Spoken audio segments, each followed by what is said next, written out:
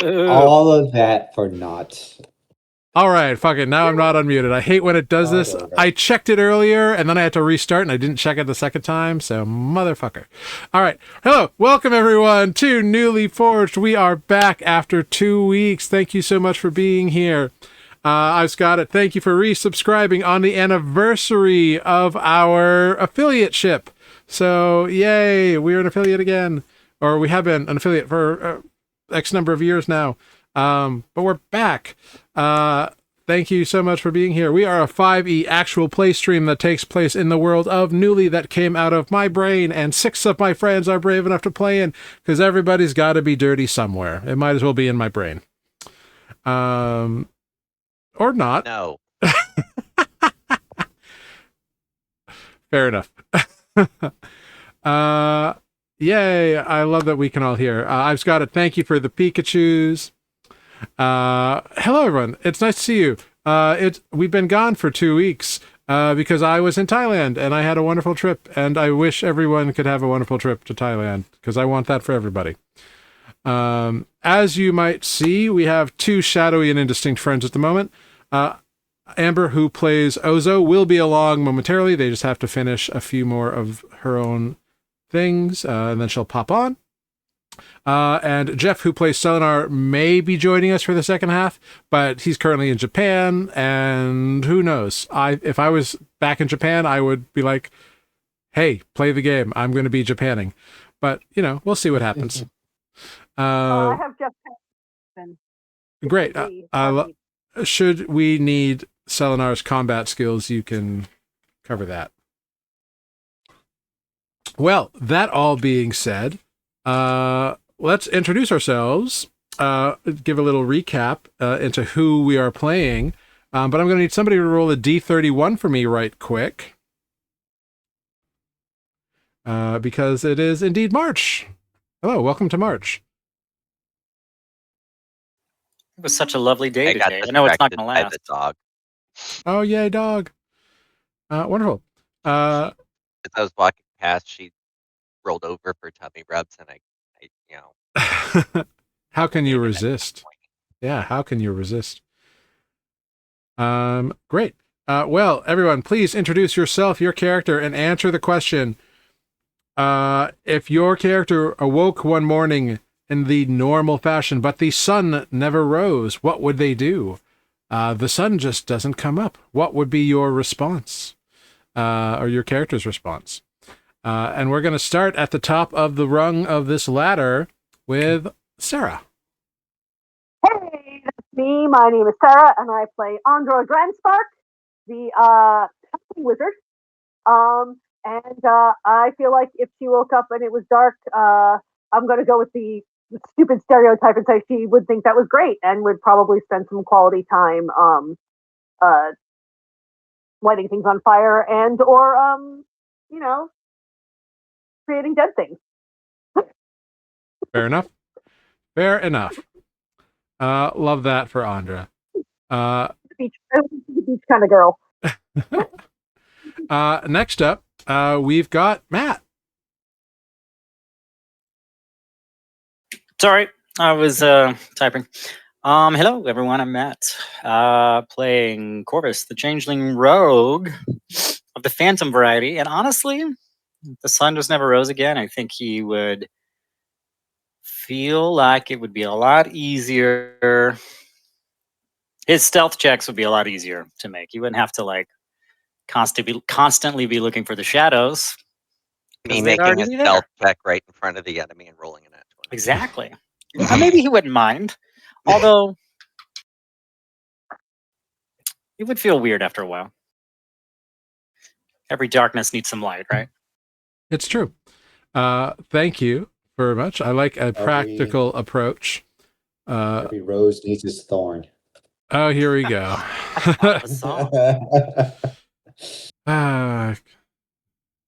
Yeah. Is it my turn yet? No, we got Tanner next. Okay. We got Tanner of the Hood.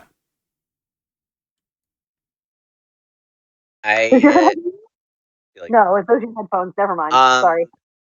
I'm Tanner. I'm playing the Hexblood Bay Knight.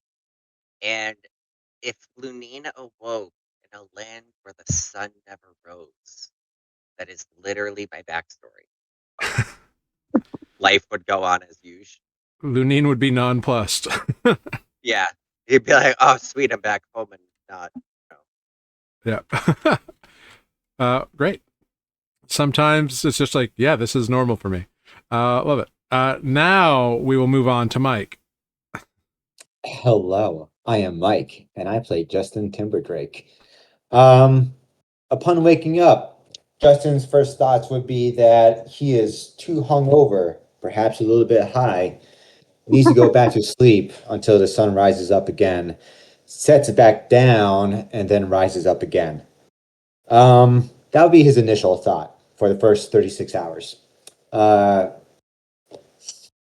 think afterwards, realizing that it's not because he's inebriated, um, he would be at a loss of what to do. He would feel like it's someone else's problem to fix. He'll just have to adapt to the world of darkness. All right. That's all I got. All right. Cool. That's fun. I love it. And my name is Jared. I play everyone and everything else that is not the 6-player characters. And some creatures would be horrified of the lack of sun, and others would be down with it. You know, it's all whatever. Your average desk and chair and table probably would not even notice. Because inanimate objects are a thing that I also play from time to time. Indeed. Well, it's wonderful to see you all. I look forward to this session. It may be consequential in many ways, because a lot of stuff happened recently. So, let's dive into last time on Nuuli Forged. Last time on Nuuli Forged, the dead ringers parlayed with giant geese who apparently lay golden eggs, and learned that the Crimson River had brought them to this place to take said eggs. Then the party faced down a group of bullywugs under the command of one Sir Depons, and a bullywug knight of some kind, of some influence, perhaps. We got an amber. Yay. Yep. Hello. Sorry to interrupt. Oh, no, you're fine. We're just doing the recap. That was not the right one. That's the right one. Hey, there we go. All right.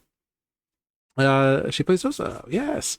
So you faced these bullywugs under the command of Sir Depons, the bullywug knight. During this battle, Corvus noticed that Sir Depons' sash was covered in little hanging trinkets, including a familiar-looking, very small totem of a raven. Meanwhile, Lunine was knocked out, and Depons seized the opportunity to steal away with the Marquis. However, thanks to some distance healing from Justin, Lunine was able to escape, while Depons and some sort of bullywug magician made their escape from the group, extricating themselves from the bloody battle and carnage that ensued. The two bullywugs hopped and lost the party in the myriad hallways of this dungeon, Corvus chasing after them but not finding them, instead stumbling upon a group of looked like strangely dressed sailors with a octopus in a pyramid. Weird. Not what he was after. So he was forced to return to the group, angry and frustrated. And while Selenar had made contact with a strange creature, a small rabbit-sized entity, a crooked hare, which identified himself as Squirrel. The party then decided to withdraw back down towards the goose room in the hopes of getting some rest, barely managing to convince Corvus not to separate from the group, and stalking back down the hallway as the group slowly funneled out after him. It was left in a tense moment, and so we will pick up. You have all, indeed, gone back towards the rooms that has the 4 statues that then leads to the room with the geese over on the one side there. Maybe if. Oh, hello, you're doing weird things. There we go. So you all return to this group here. Corvus, what is running through your mind right now?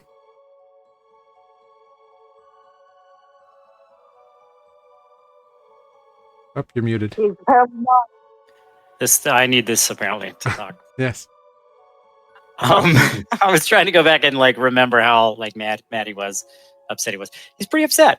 And like I think in some ways Corvus has probably always had some like difficulty expressing his emotions, especially when they're extreme. So he's probably a bit flustered also at himself. But he is thinking the man that probably killed his father, or at least knows something about it, just got away. And that's probably going to come back to bite him in the ass later. And he is starting to realize that he was a little snappy to some of his friends in the immediate aftermath of that. So I think he's taking a moment to like try to cool off. So maybe he can like, apologize a little bit. I was going to do so to Selenar, but he's not here, obviously. But And how much, how telegraphing do you think Corvus is in this moment? This is a situation he's never really been in before. This sort of anger and frustration isn't something he's characteristically prone to necessarily. So do you think Corvus is telegraphing this, or is he wearing his mask? Has he forgotten about the mask in this moment? No. Okay, so good question. I think you're right. This is not something he's necessarily experienced. So he wasn't really. He's tried to be such a master, right? Of like he's acting all the time and not showing his emotions. That I think, he's gotten more comfortable with wearing some emotions on his sleeve in this group, and I think this moment is a bit overwhelming. So he is not able to really hide it. The mask is still on, I think, but if you were to, let's say, insight check Corvus, you could probably maybe read through some body language, even with the lack of facial expressions, that he is unusually upset. Okay, so I'm gonna I'm gonna say right now, everybody else can make an insight check on Corvus, and Corvus, or Matt, I want you to tell me what the DC is for this. Holy cow! Wait, you just pick a number? Yeah, 100. I'm just kidding. So you have said, like, as a premise here, like, basic, like, easy level is like 10, and you have said that Corvus is like visibly upset even through the mask. So you tell me what the DC is. Like 10 is like doable, 5 is like super easy, 20 is like really hard, and 30 is like nigh impossible. I'd say it would be easier. Maybe the mask adds like a level of DC to it. Okay. I'd say an 8. I don't know. Great. Does an 8 sound fair? Mine might even be high, but I'm trying to like give him a little credit. Yeah.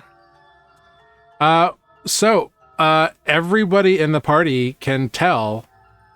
Andra, I don't think you rolled. I did. No, I I've rolled an got. 11. I see Ozo. I just didn't see Andra rolling, but that's okay. Oh, Andra, I thought you said Amber. No, it's all good.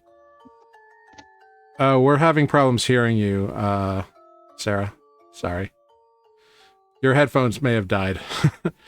But everyone, you can see that Corvus is visibly upset by what has just happened, and you all heard him snap at Selenar, which is also something a little out of character.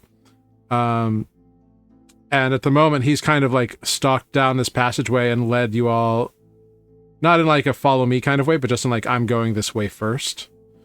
And he's a little bit separated from you all at the moment. You all know something's up. I was also maybe punching a wall last week, so. Fair enough. earlier. Oh yeah, you did punch a wall. Yeah. Like immediately when I came back losing the trail of the bullywug, I like punched the wall a couple times, and then I sort of snapped at Justin and You counted did. off. I remember. So maybe it needs to be like a 2. Maybe the DC was a 2. I'm confused right now.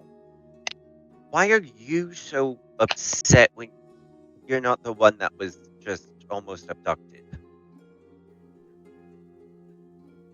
So I feel like that should be how I would be acting, but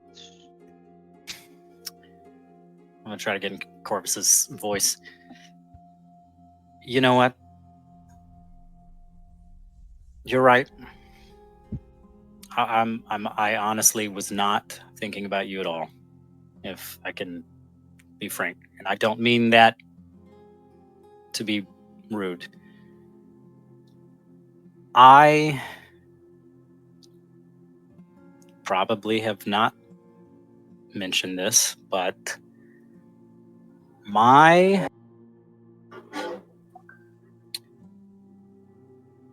I'm pretty sure that bullywug, it got away, could be my father's killer, or at least knows something about it. Because the I'm only... sorry. Are Your you saying father's this out dead? loud for everyone to hear? Or just Yes. directly to... Yeah, you know, like he's probably going to sound a bit more upset about it than I am in the moment because I'm pretty like chill right now. So I got a beer and my life is great. But yeah, I think at this point he's just like, fuck it, you know. I just made a scene, obviously, a few times in front of everybody.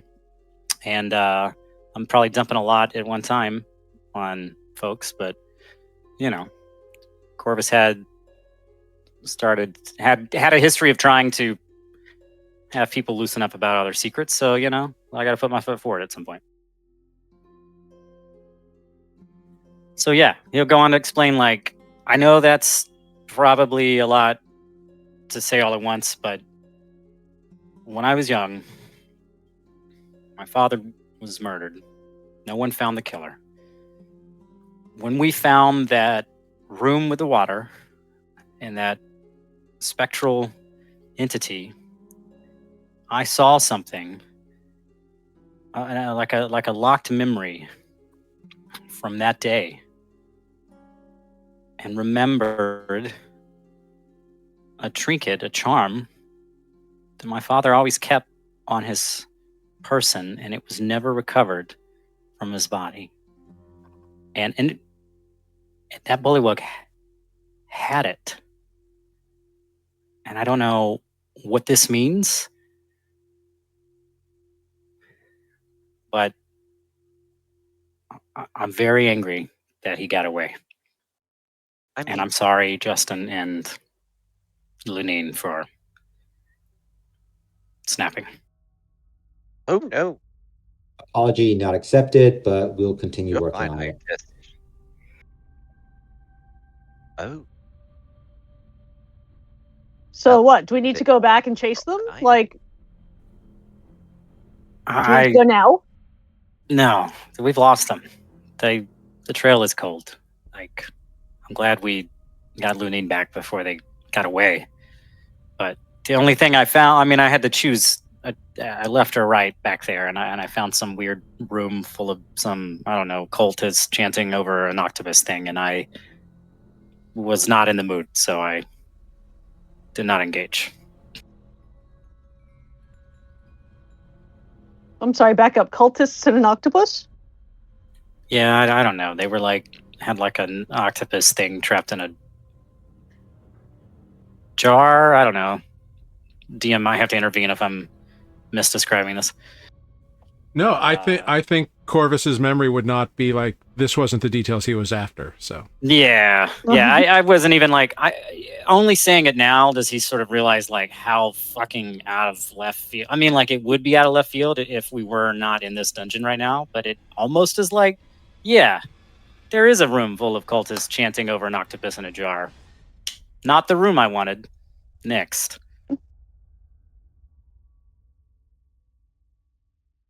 So I'm fine. I think, but I'm maybe, yeah.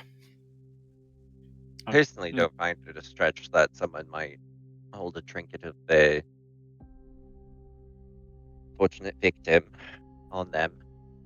You keep trinkets of beasts. Twisted individual just might keep different ones. I already had suspicions that something matching the description of a bullywug was my father's murderer, because the footprints that were left that day were of a webbed variety. I don't know what this means. I don't know if they're linked in some way to the Crimson River, if it was a one-off. No one ever learned anything about it. I mean, this is a pretty big world. The fact that you ran into the same guy seems like it, was probably important. Yeah, that's the part that is kind of shocking and hard to get a grasp on. Like, are they looking for you? Did your family engage in some kind of like generational feud that they're coming for you now? The only thing that I can maybe piece together is that apparently, according to the Dandelion, my mother was a Fey assassin who is apparently in prison in the Fey world. Possibly in the same place that Lunine is from, which is also where the Crimson River seems to be from.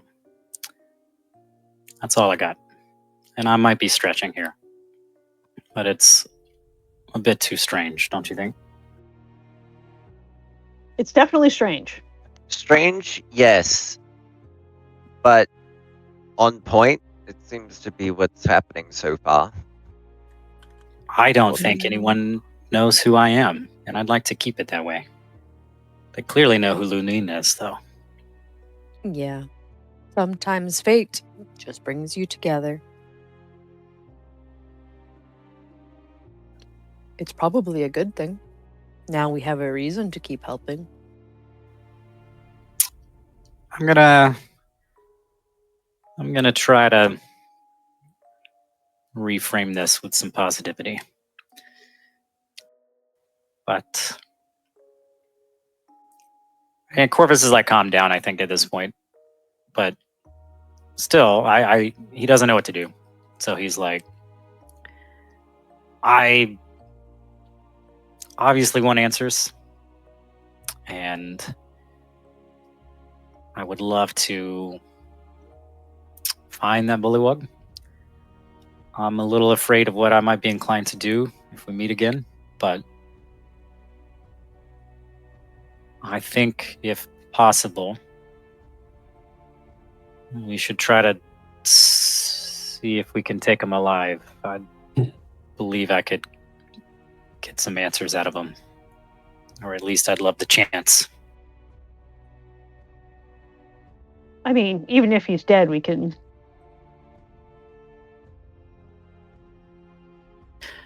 For once, Andra, I am okay with whatever methodology you deem appropriate for that in that time.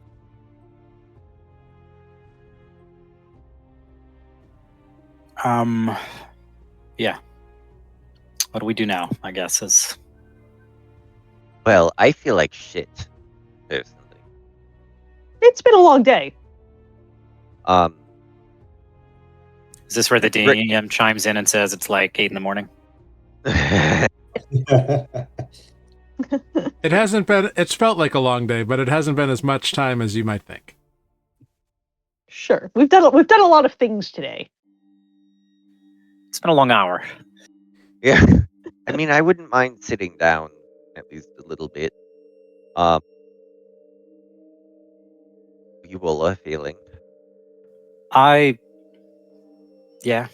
I think, I don't know. I think we really got to be on our guard, though. This is the second time we've had a run-in.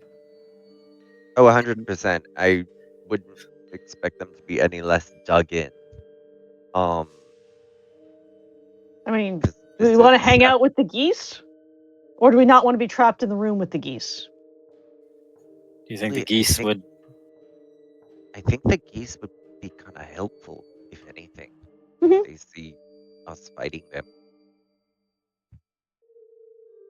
It's just a small room without another way out. That's all I mean by Right. trapped with them. Yeah. I mean, I don't think we have many great options on this floor.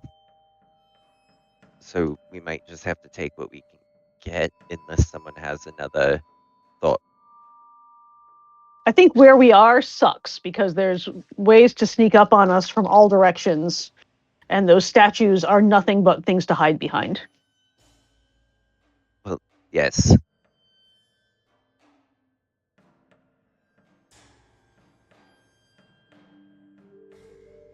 You know. So, you know, somewhere slightly more defensible Okay. than this He room sounds with good. a million doors. That makes sense. I promise not to unleash any more zombies on the geese. That's also probably smart. And I don't think- fireballs in small rooms would be nice. No Yeah. more I only did that once. I'm sorry I singed you. Only once is enough. You definitely can now tell people that you once killed a unicorn. You got better. You don't have to include that part if you don't want. You got better, but you did kill it. They got better. Yeah, I'm fine with the geese. We can have a sit, but I don't know. Somebody should keep a watch for sure. I'm doing okay, so I can keep watch. I don't feel terrible. I would like to be able to cast more spells again, though. So take a nap. And then fire the missiles. Not at the What geese. What We was like- the deal with that weird horned rabbit thing? Is that something we need to watch out for? He said he was a squirrel. Its name is Squirrel. Hey, Amber, coming back to I'm coming back from missing a couple weeks, and it's been a while. And I mean, I've been listening the whole time, right? Even when I walk away. But Yeah. Okay, So, got a room full of giant geese on one side and a jackalope squirrel on the other. yeah, since Jeff is not here and Selenar is the one who interacted with him, I will remind you all that indeed this rabbit with horns and wings appeared and had a conversation in common with Selenar, pretty much saying that, yeah, he's not a big fan of the Syndicate, but they did make a nice little vegetable garden for him that he currently resides in.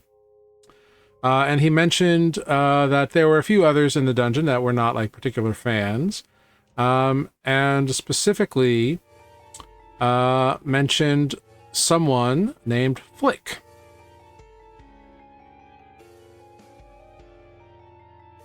Which sounds oddly familiar.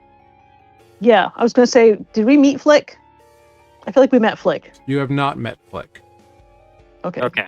I don't know why it sounds familiar. It does. I checked my Happening. notes and there's no Definitely notes. does not. on Flick. Nope. it sounds Apparently- familiar to me too. Well, it That's was a Mandela effect. the name was mentioned in the last episode, so it's But Hey, we were wasn't here listening that for the day. last episode. yeah. For us. That was like I don't know. 2.5 weeks ago, maybe, but yeah. Hey, so we should maybe, if we want some more allies other than a horned rabbit and some giant geese, find out who Flick is. Sure. Oh, that's Did good. did the squirrel say where we would find Flick? Not specifically. Because I don't feel like running around this dungeon yelling "flick" is going to get us very far. No, but if we keep doing what we've been doing, which is to walk down every pathway, every room, Yep. I think eventually the odds will be in our favor that we'll run into this flick. And perhaps the killer of your father. As I stare at Corvus. I'm gonna regret telling you that, aren't I? Maybe Not at he'll write a all. song about it. Please don't. Not a good enough topic. Burn. Ouch. Wow. Rejected. So that was maybe warranted. See, Sorry. fire department, they heard that burn. That was good. Okay, I'm done for the night. Mike wins. Mike wins. That's true. All right, and in admitting that defeat, so you're all going to retreat to the room of geese, and Justin And is imposed upon them. and Justin is going to like stand by the door or leave the door open. Yeah, the door will be open. Okay. All right. Maybe take watch. Yeah. So It's really doing a short rest. But... yeah. So you all move in, do a little short rest action. The geese recognize you, and so, or at least enough of you that they are not like concerned about you. As long as you don't like approach their nest, they seem pretty chill. So Corvus puts eyes on Lunine and goes,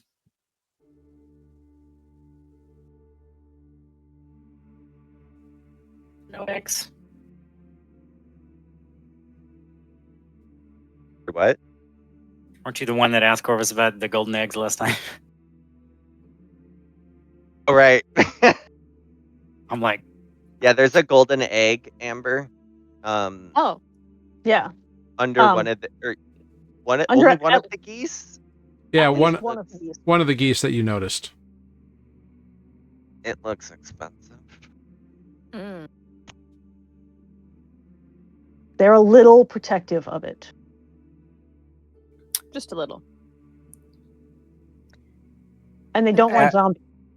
no. As we walk back, the Corvus will just reiterate to Justin that they were sorry for being so harsh earlier. So even if you don't forgive me yet, I mean what I say. I'm sorry. I gave him a playful slap on the chest and say, "Nah, don't worry about it. I was just joking. I forgive you. I know you're going through the feels. We've all been there." I go to like I'm gonna say something, and then I'm just like, thanks. Walk away. You'll be okay, Corvus. You'll be okay. As he walks away. Once we get to the geese, Mhm. Corvus has only like thought for a plan at the moment is like maybe we do inquire about this Flick character, because if we're looking for an edge on the Crimson River, Whoa, you are Your mic just went wild. this has been happening lately, and I don't know why. Okay, sorry. Try it again. Do I still sound like a robot? No. It just kind of flicked on. Interesting. Yeah. I'm gonna check the internet, but oh, it says it's good, better than last night. Weird. Now you're fine. Yep. Okay, maybe it was just a momentary lapse.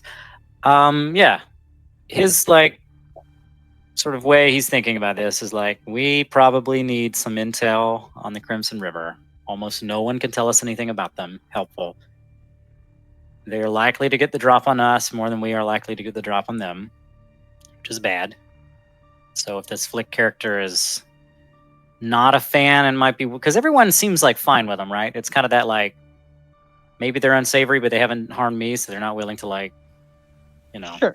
So maybe our tactics need to be a little more like on the, dare I say, bribery side, or maybe, you know, whatever. But if Flick is not a fan, and maybe we can use that to our advantage on intel.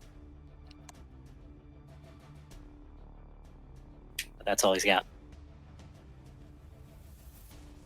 Yeah, we look for Flick. Sure. And if only we had One goose sec. treats. Okay. Don't feed him bread. Bread? No, those stomachs will explode. So you all kind of set up to take this short rest here. Justin, you're keeping watch. Go ahead, give me a perception check. And you are leaving the door to the goose room open. You said. Yeah, but I thought, looking at the map now, I thought it would be kind of waiting outside. Okay. Yeah, you can wait wherever you want. That'll give me more visual. There's that little, like, foyer. Sure. Yeah. And you have dark vision. Perception. Do you have a light source with you that you're like using? Like, do you have one of the orbs hanging over your head, or are you? I believe I have Devil's Sight. You do. So you can see in the dark. Source for that? Yeah, no, you can see in the dark just fine. I'm just asking if you are using one for any reason. Oh, no. Okay, great. Cool. All right, great. So yeah, with a 7, you don't really notice anything, and you kind of like lean up against the wall. It's boring work while other people are resting. You just kind of have your back against the wall. You're leaning. And after a few minutes, you realize you kind of like weren't paying attention to things, and you kind of like do a scan of the room. And in the middle of the statue room, there is an envelope on the ground. I approach the middle of the room for this envelope. Yeah, it's just on the ground. I pick it up. You have an Is it envelope in your hand. addressed to anyone? Is there writing on the... envelope It's hard to tell. Even though you can see what it is, it's hard to tell. It's hard to read in darkness. Is it signed? Then I better Seal? take this inside. Okay. And I walk in through the door, just waving it in my hand. Guys, Anthrax right here. Fresh we got anthrax. fan mail. Yeah. Great. So it's probably been about half an hour. So you're about halfway through your rest. Justin, you come in with this letter, and in the dim light or the bright light provided by either Selenar or a lantern or the dim light of the orbs, you can now read what the envelope says.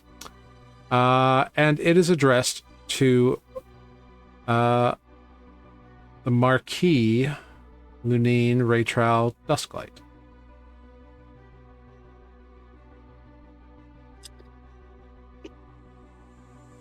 I don't say that part yet. I decided to read it. You crack. Not surprised, honestly. You crack open the envelope and go to pull out a letter, and instead of pulling out a letter, dust. Pull out white powder. Dust like screaming. Oh shit. Yeah, green, purple, sparkly dust pours out of the envelope and swirls and materializes in an empty space in front of you all.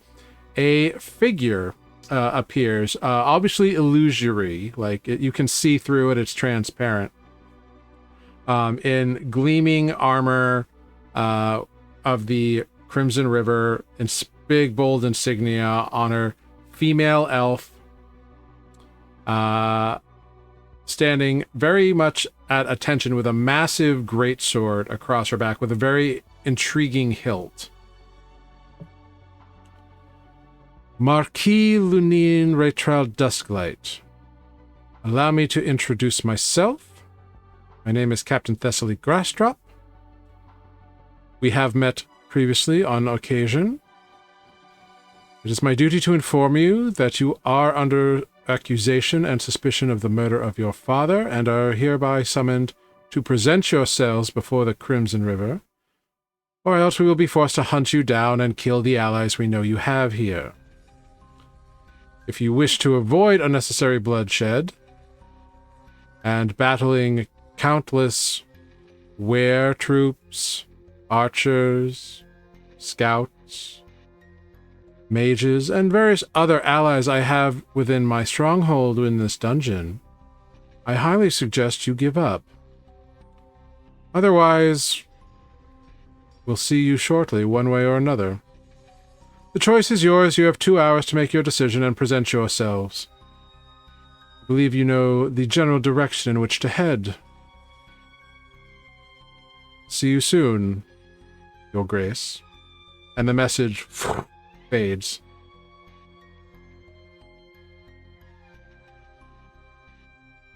I'd like everyone Well. to give me a perception check real quick. Just to like feel how awkward this situation is. If you don't want to do it, you don't have to. No, I'm just kidding.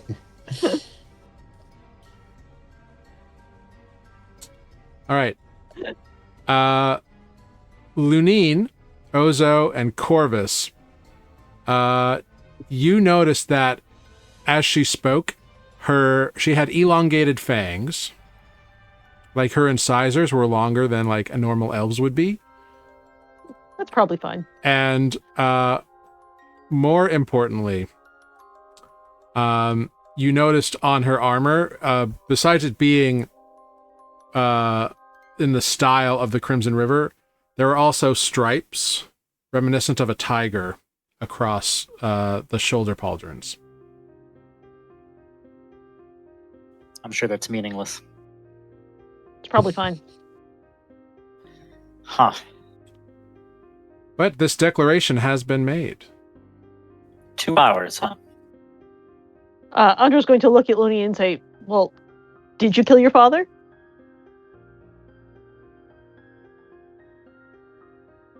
No! Absolutely not.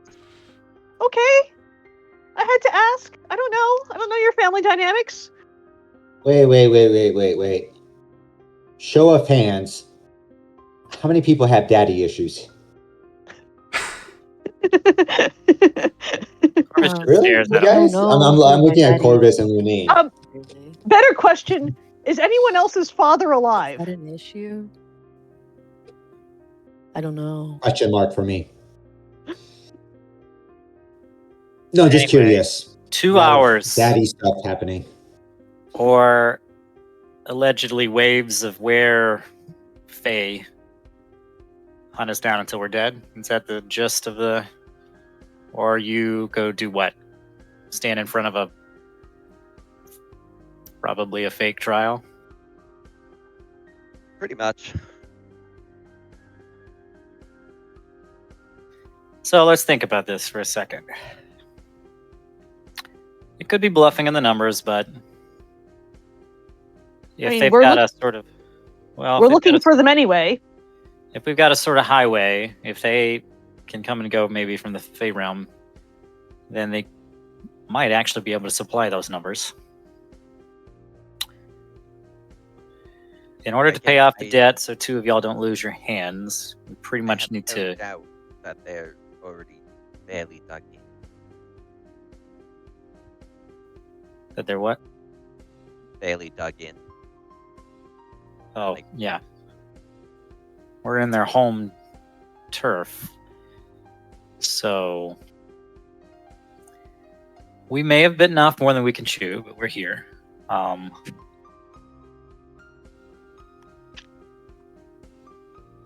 So yeah, thoughts, sort of spitballing, but I don't know if waiting 2 hours is a good move either.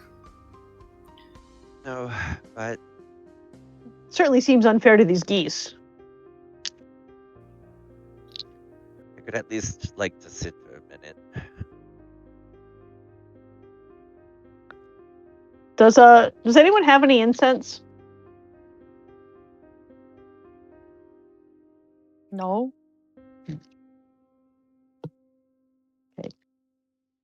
I'm all out and I miss my rat. That's fair. Not keen to help you on that one. I'm sorry, do you have something nasty to say about Idea? I just did.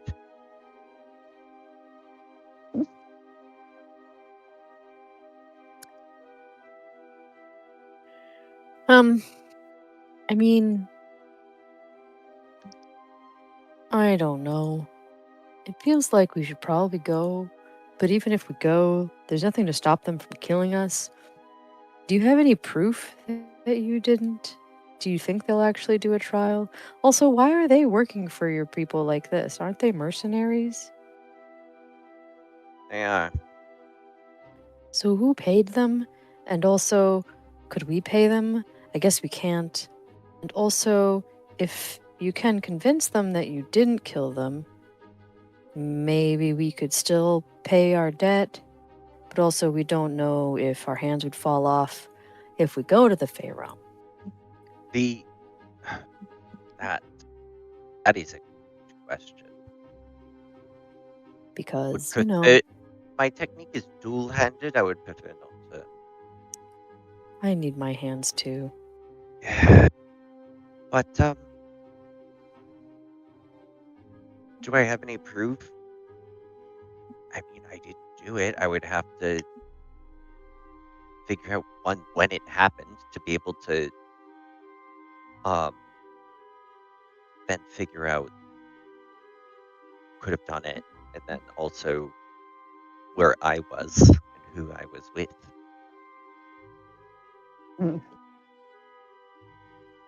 Wait, you don't even know when this happened? Not necessarily. Did I you was know he was asleep. dead? Oh, okay.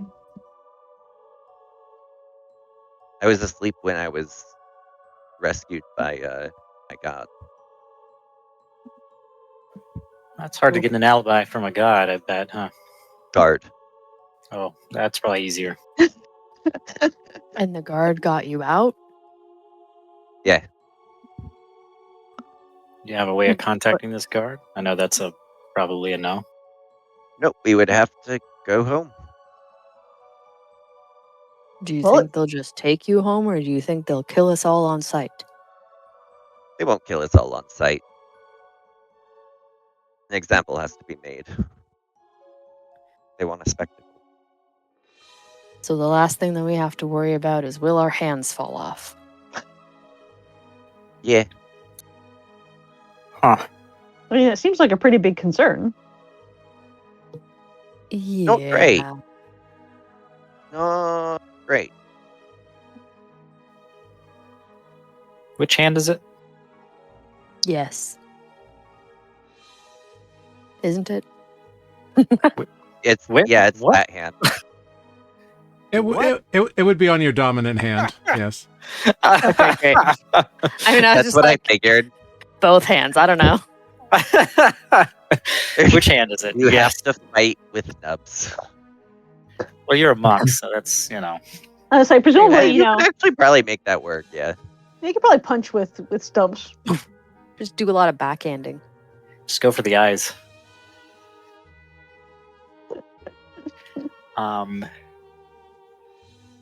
Yeah. I don't really know. I mean, the alternative is what? We try to kill them all, come back with proof, collect the gold, Get their hands back. move on. Yeah. I would assume that it's gonna be really hard to kill them all. If there was some way, I mean, what do we need as proof? Their leader dead? If there was some way to isolate them and hightail it out of here. I mean, that wouldn't throw it into much disarray. They're highly trained. The next in command would immediately take over. I mean, yeah, you'd know better than us. Right, but to get the money, we just have to kill some of them, right? We just have to prove we killed some of them. Well, I think we have to prove that we've stopped the threat of the Crimson Raiders. Now, possibly a way to do that is some sort of agreement in which they, I don't know, we get some kind of written verbal or written proof that they will no longer raid in that town that paid us to stop the threat. I don't know if that's some kind of alternative method. I don't know what sort of bargaining we even have with them, unless it is, hey, we'll give up this marquee here if you promise to stop unless we can find an alternate route to the Feywilds, which there sounded like there was one previously that we chose to not follow. However, that one I don't think necessarily we know where it might drop us. Yeah. Out of character, did I miss a week? Because I thought we had found our way. It was the week that you guys got bitten by the were-rats, and I was like, if you go down again, you lose control of your character and become a were-rat. So I was trying to push us towards finding that Feywilds entrance in that other area. All right. I mean, there's I'm nothing putting stopping in us the from. chat our notes on the curse. I don't think that we'll be able to go in both chats. My notes on it. We're magically bound to Hessian. Right. I don't think we'll even be able to go. Or our hand will fall off.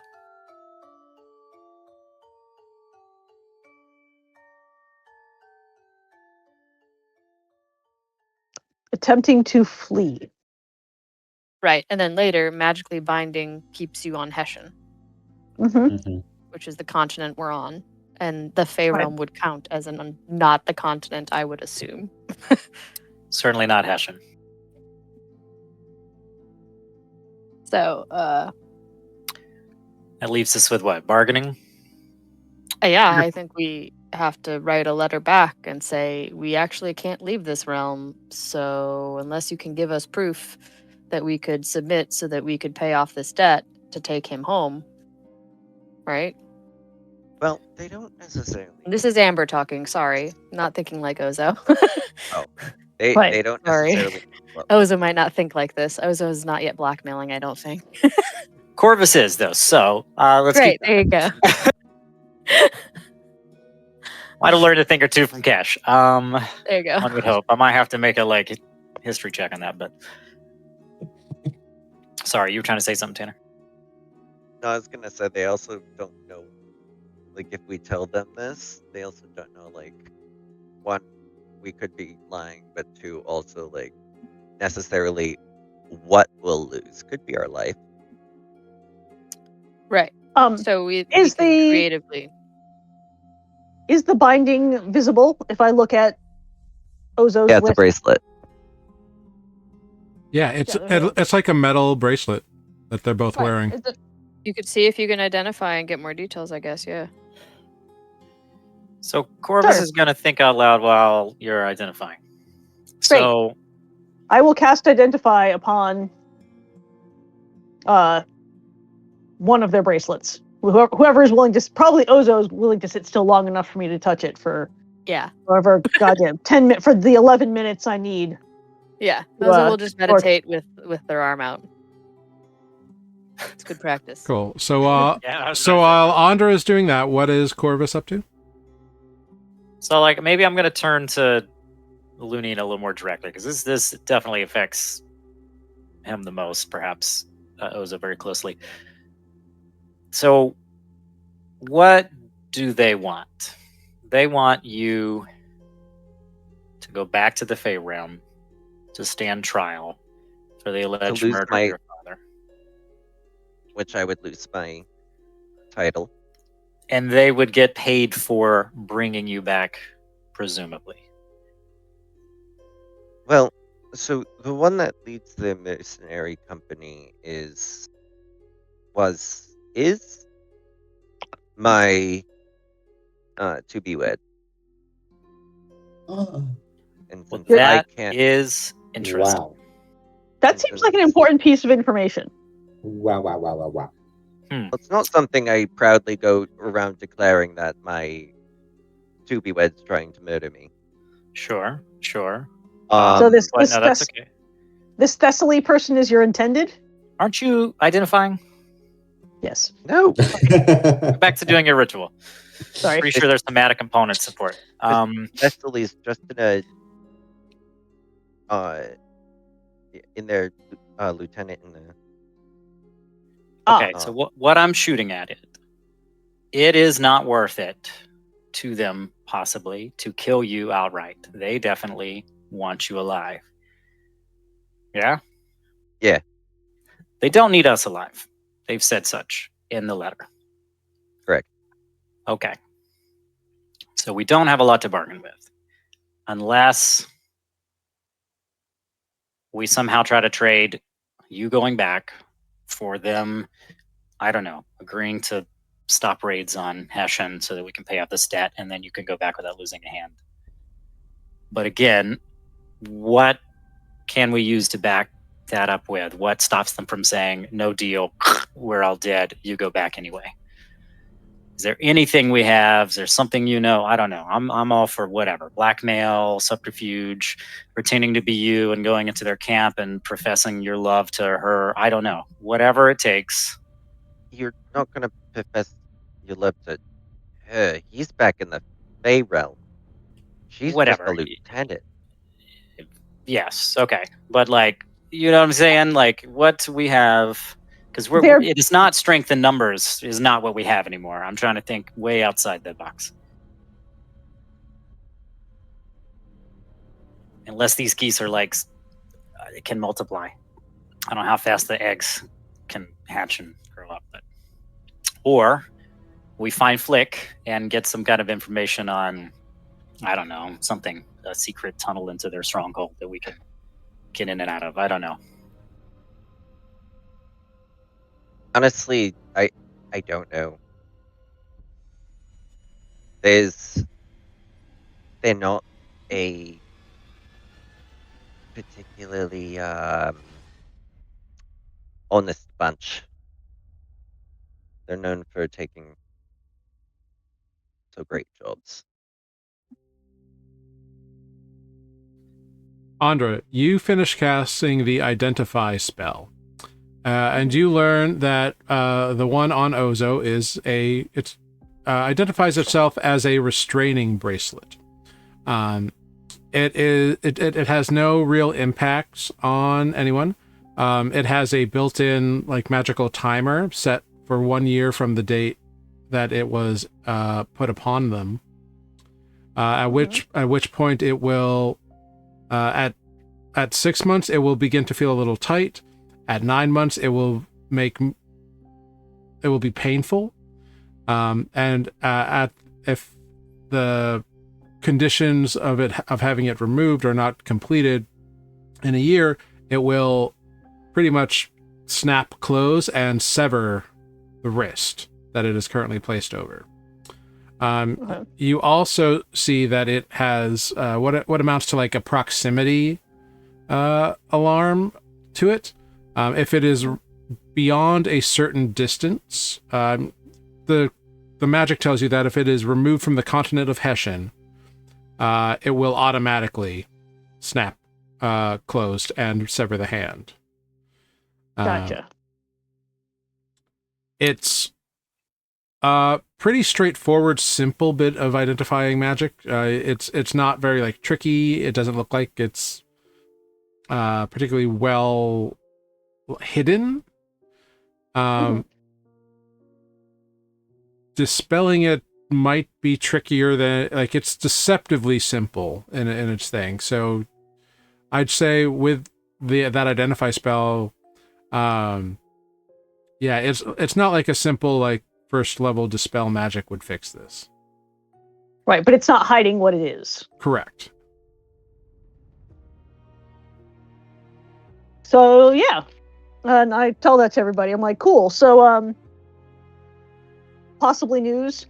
It'll be 6 months before it starts to tighten. However, it also has a proximity sensor, and if we leave the continent of Hessian, and unless the Fey realm is somehow underground in this continent.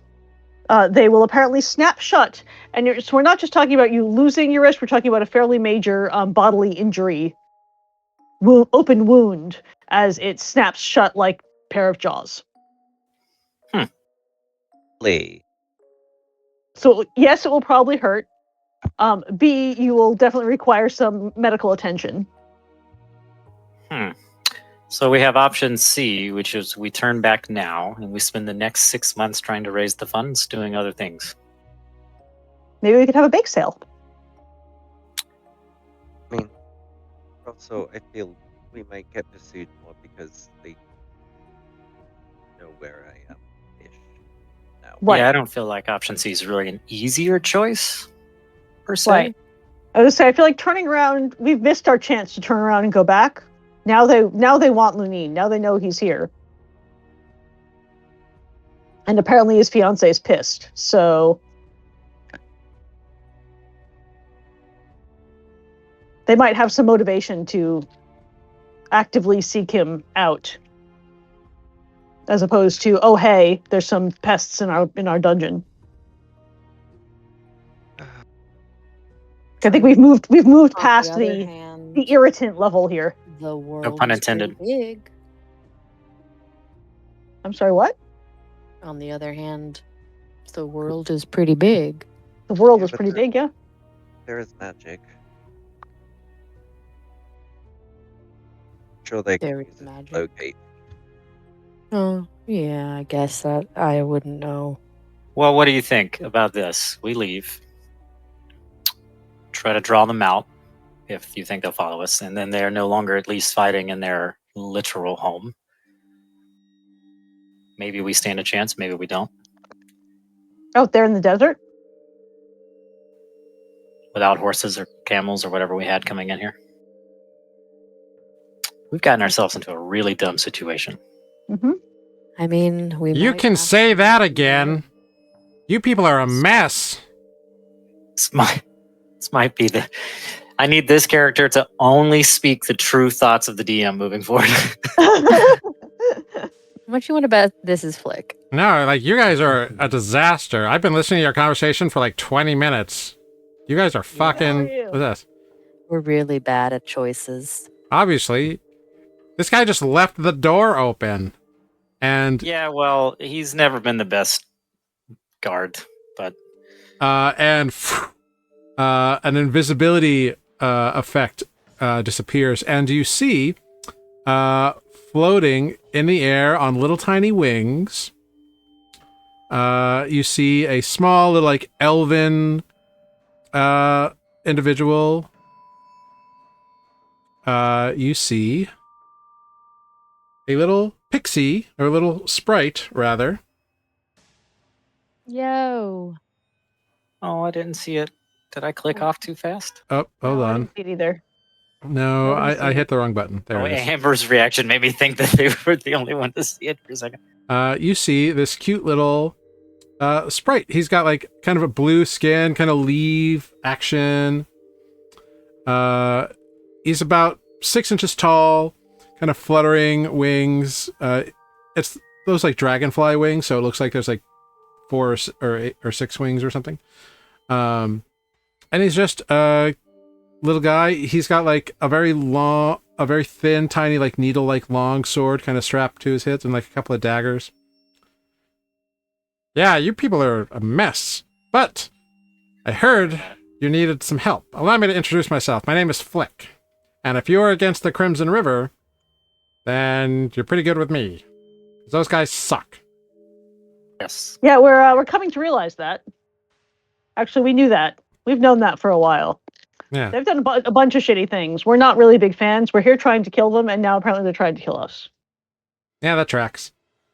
And he flutters very quickly over to Lunine and says, "So, you're the Marquis Lunine, huh?" I am. And who are you? My name is Flick. I feel like I just said that. He did just say that. He did. Pay attention. But he's expecting you to have a title, I bet. Like, who is Flick? Yeah, he's Oh, Yeah, who is What are you Nick? doing here? I've got no title. But I hate Ortas. That Baron, quote unquote, destroyed my home in a campaign on some bullshit job he accepted quite a long time ago back in the Fey realm. I've been following them for a long time. And I've made some allies. And I made a new one pretty recently, before I came here, before I followed them to this spot. And your name came up from that ally. Said if I ever came across you, supposedly I can trust you and that you'd help. Do you know a Captain Peristra Stillwish? I do. Yeah, well, apparently, this Captain Stillwish is quietly working in the Moonlit Grove to work on some injustices that's going on. I don't know exactly what he's doing, but he's not a fan of the Barons. Wouldn't expect him to be.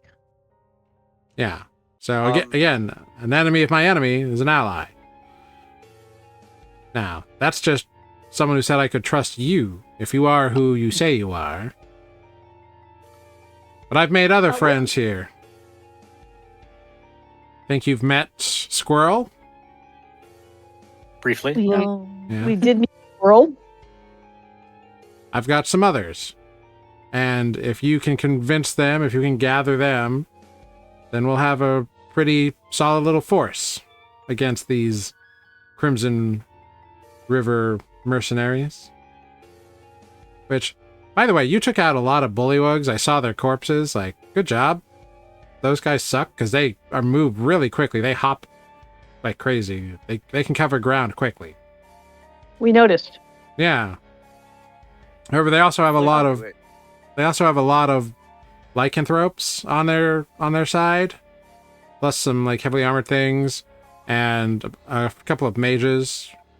One of them's got a statue or something. Statue or something. We know something about animated statues, maybe. This is getting better and better. What are the geese doing right now? Are the geese agitated about this new person? Are they asleep? Are they... They're watching, but they don't seem to understand what's being said. But they're like not upset that this person has appeared in their nest or anything like that. I'm actually curious what the geese have to say. Well, None of us can talk none of you to can right speak now. to No geese, one so that's I bad. just volunteered to make honking noises. That's it. Aw. Yeah. Yeah, we can't speak to the geese, unfortunately, but, I was just curious if they were, agitated or upset or... I like to imagine that now that... Lunine, make an intelligence check for me, if you'd be so kind.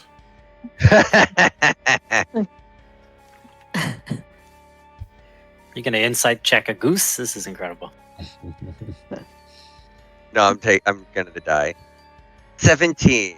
Great. These geese came from the Fey Realm, and you speak a language of the Fey Realm that is rare enough here. Like, not a lot of people here would speak it. Wait. Oh shit, I forgot about that. I knew this language Goosorium would come in handy. The goose. Do you speak goose? Goosilium. Goosilium. No, that's a Sileucium. goose-shaped mushroom. Not it's easily confused.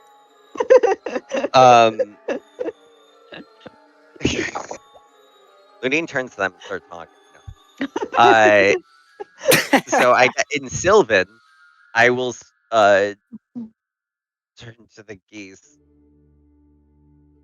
If we can bust you out of here, would you be willing to fight the people who locked you in here and took your eggs? The three giant geese kind of look at you, surprised, and they all turn their heads towards the like Hydra goose with like the 5 heads or whatever. And 3 of the heads look at one of the geese, and the remaining heads look at you, and then all the heads look at each other, and then honk, and they nod. Nice.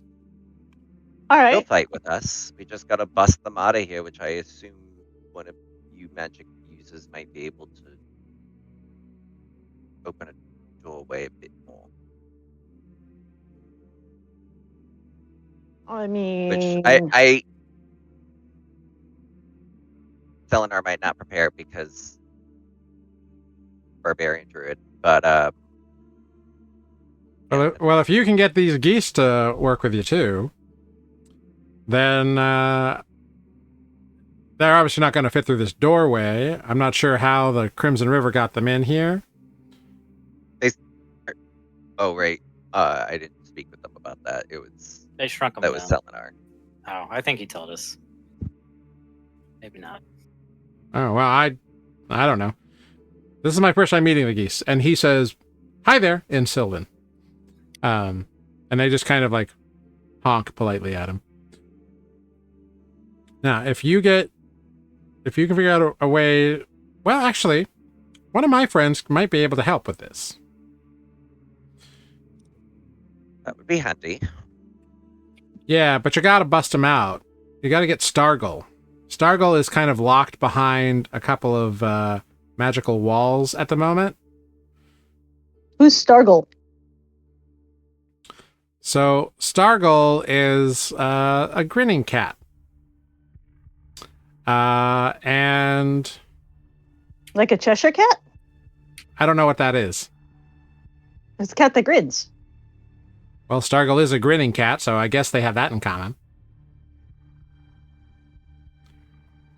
But Stargull's good at like getting in and out of places, but not necessarily through these force fields that are like, keeping him in. Like this magical wall of force is like locked him in. Now, the downside is he's locked in there because he was hiding from the Crimson River in their storage room. But they unknowingly locked him in there because there was also, there's some dangerous creatures that kind of are roaming the hallways back there, and so I don't actually know if Stargull's still alive. I hope he is. But if you can get Stargull out of there, then Stargull can probably get these geese out of here. And Do then they know he's so in the storeroom, or is he aiding- locked in? no, of by course not. mistake? They have no ideas. They don't know Stargull Okay. exists. Okay. We Uh, can maybe open a door if yeah. they're not looking for him. Now, well, it's not a door. It's a magical Oh. wall of force thing. Yeah. But like, there's a difference between busting someone out of a room that no one knows they're in and busting someone out of a prison designed to contain them. Definitely. So there's also Squirrel, who have you met? You've met Squirrel. There's Bleakbeak, who actually hangs out not too far from here in the burned library. And then I don't know if you've met them yet, but there's Carby and Ben. They're a couple satyrs that have a little tinker shop down the way. Oh, we met them. Yeah, they're not usually like combative type, but they are friends of me, and they haven't told the Crimson River I'm here, and they know that I don't like them, so could be persuaded maybe to like provide something.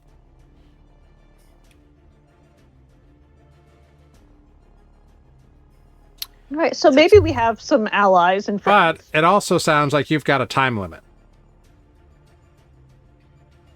Well, Yeah, until we they go- start hunting us, for sure. Like Yeah. it's like you've got a little under 2 hours now, maybe about an hour and a half. Right. That time limit. Which would be handy if someone had any magic to break a wall open. I don't know about magic, but Carby and Ben, they got all kinds of stuff. Looks at the druid pouting in the corner. Magic to do what? Bust the wall down. Oh, sure. Okay, let's get moving on this then, says Corvus. Stargull. I've got some grenades, but I don't think they actually break down walls. I think they just make people hard to see. Isn't this a magical wall? Shouldn't we be thinking along the lines of that? Or is it literally just break down a wall? I I think think it's it's just a stone breakdown. wall. No, it's magical. Oh, that wall. Yes. I thought you meant the wall for the geese. Oh, well, okay. Yes. But then that leaves another ally trapped, so like I know we're short on time, but we get the, But they're we get the in cat, the we get the Crimson geese. River camp, so that would be Oh. Well, it seems like we have a lot of ground to cover, and I don't mean to bogart your planning session, but if we've got short time and a lot of places to go, smaller parties can be a little bit stealthier, and we can get more done, and then rendezvous back somewhere. Just an option. I like this option. You want to split up? Desperate times.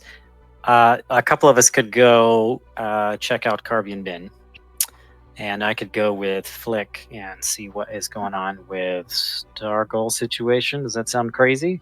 Do you know magic? I don't, but I sneak. Okay, well that's good. I do that too. Am I a bad option for this mission? We can replace myself with someone with magic who is somewhat stealthy, and I'll point at Andra. I think having a stealthy person's good, but I don't know much about the magic they're using here. I know my magic, but I don't know their magic. Andra, you can still sort of disguise yourself, yeah? I can disguise myself, yes. Also, it's not helpful because he's been a bit absent-minded today, but our druid here has a cloak that helps him hide. Perhaps he would loan it to one of you temporarily. Perhaps. I don't really have a lot of force field breaking magic. That's not really a thing I do. Well, you're more likely to do it than I am. Fair. Might be able to, finagle something with magic. Isn't there a dispel option amongst the two of you? I don't dispel things. I set them on fire. All right. So me, the mask guy, and the maybe useful wizard, I assume, halfling, will go and get Stargull. Sure. One or two of you wants to talk to the satyrs? Justin, can you maybe not make this weird if you go talk to the satyrs? I feel like he would be. I swear upon our friendship, I will not make this weird to the satyrs. Great. You have my guitar. You have. Cool. That leaves Bleak Beak, because we know where Squirrel is. Mm-hmm. Yeah. Should we circle back to Bleak Beak? Bleak Beak lives kind of across that statue room right there, and he points out the door. And then turn right into the ruined library. He likes to hang out there. If you go left, you'll find the grassy field, which is just kind of there. I don't really know why that's there, but it is. And then if you go further down, you'll find the jail cell. Okay. There's a couple of Crimson River holding somebody captive in there, but I don't know who that is. Could be another ally. If we have time to circle back. Do you know anything about the weird culty people with the octopus in the jar around that way? And I'll point. Oh, no, but they've been there for a long time, kind of trying to figure out what that deal is. Cool. Not a threat? We should ignore them, is what it sounds like. They're allied with the Crimson River, but not a part of them. It's kind of like, we're working for you, but we're not doing your job. I don't know how else to describe it. Do they do anything besides chanted octopi? I think there's just one. Yeah, I mean, they probably do other things, but they spend most of their time there. I haven't really...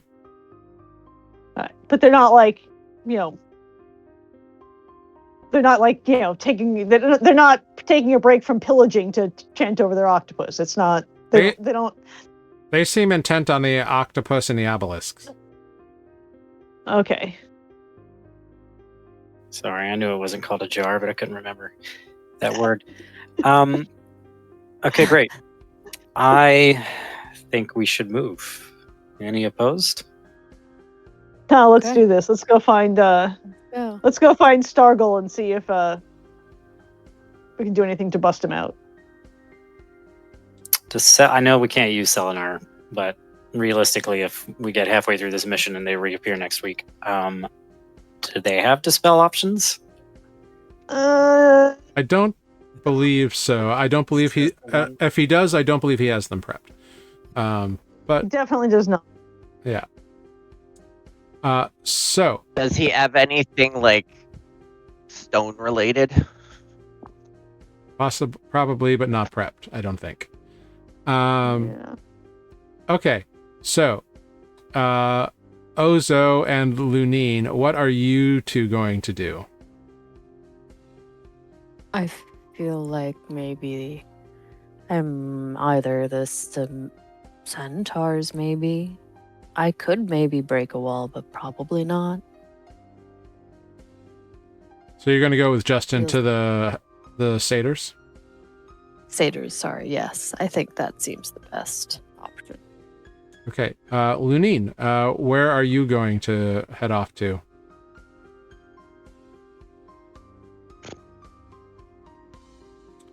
So Stargle seems covered.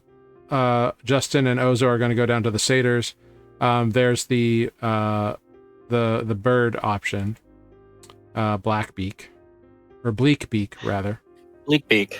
Oh, Which right. That's admittedly- in the library, right? Yeah. Yes.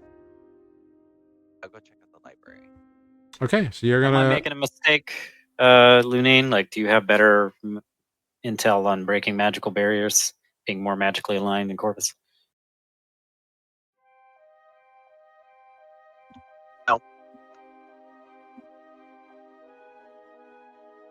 All that I know, all that Tanner knows, is that you might not have a direct spell, but if you come up with something fancy, Jared might let you try it. You don't always have to pick a lock; you can break it. You might have Toads. magic. Maybe you can like overload the magic. All right. You all take with your paths selected. You all look at each other, nod, and split off in your various groups, and that's where we're going to take our break. And that's we're gonna end tonight's session. So we are going to take a 5-minute short rest. Oh, and by the way, you did complete a short rest through this period of time, so you may apply a short rest, roll hit dice if you want. And when we come back, we'll pick up and we'll see which path we will follow first. And everybody else, thank you for being here. Thank you, I've got it. Thank you to our lurkers. We will be back in 5 minutes. We'll see you then.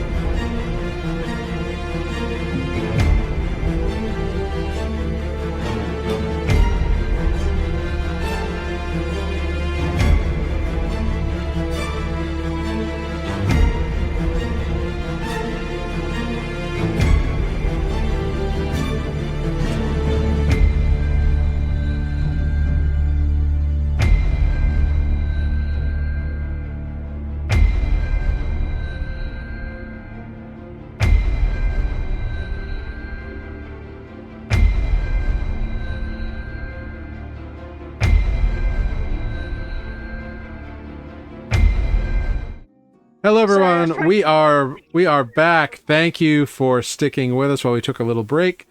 Hey, welcome. We're back. So our intrepid dead ringers here have split off into various groups to obtain potential allies for a combat against the potential combat against the Crimson River, or some kind of strike force or something. So we're gonna go ahead. Somebody go ahead, roll a d4 for me. Find out who we're going to spend time with first.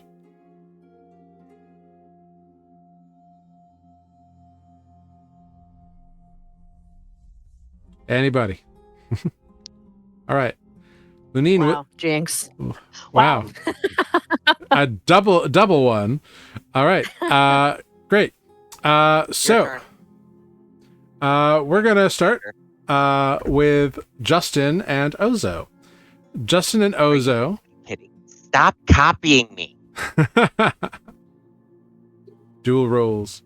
The two of you make your way back down through the dungeon, past the room with the singing shells, and you find yourselves at the door of the workshop. The two satyrs. Yeah. These were the guys that were going to make me a musical box of some sort, right? Yeah, you The would same guys. you would ask Okay. for a musical box that you can change the song in. Or like program it or something like that, I believe.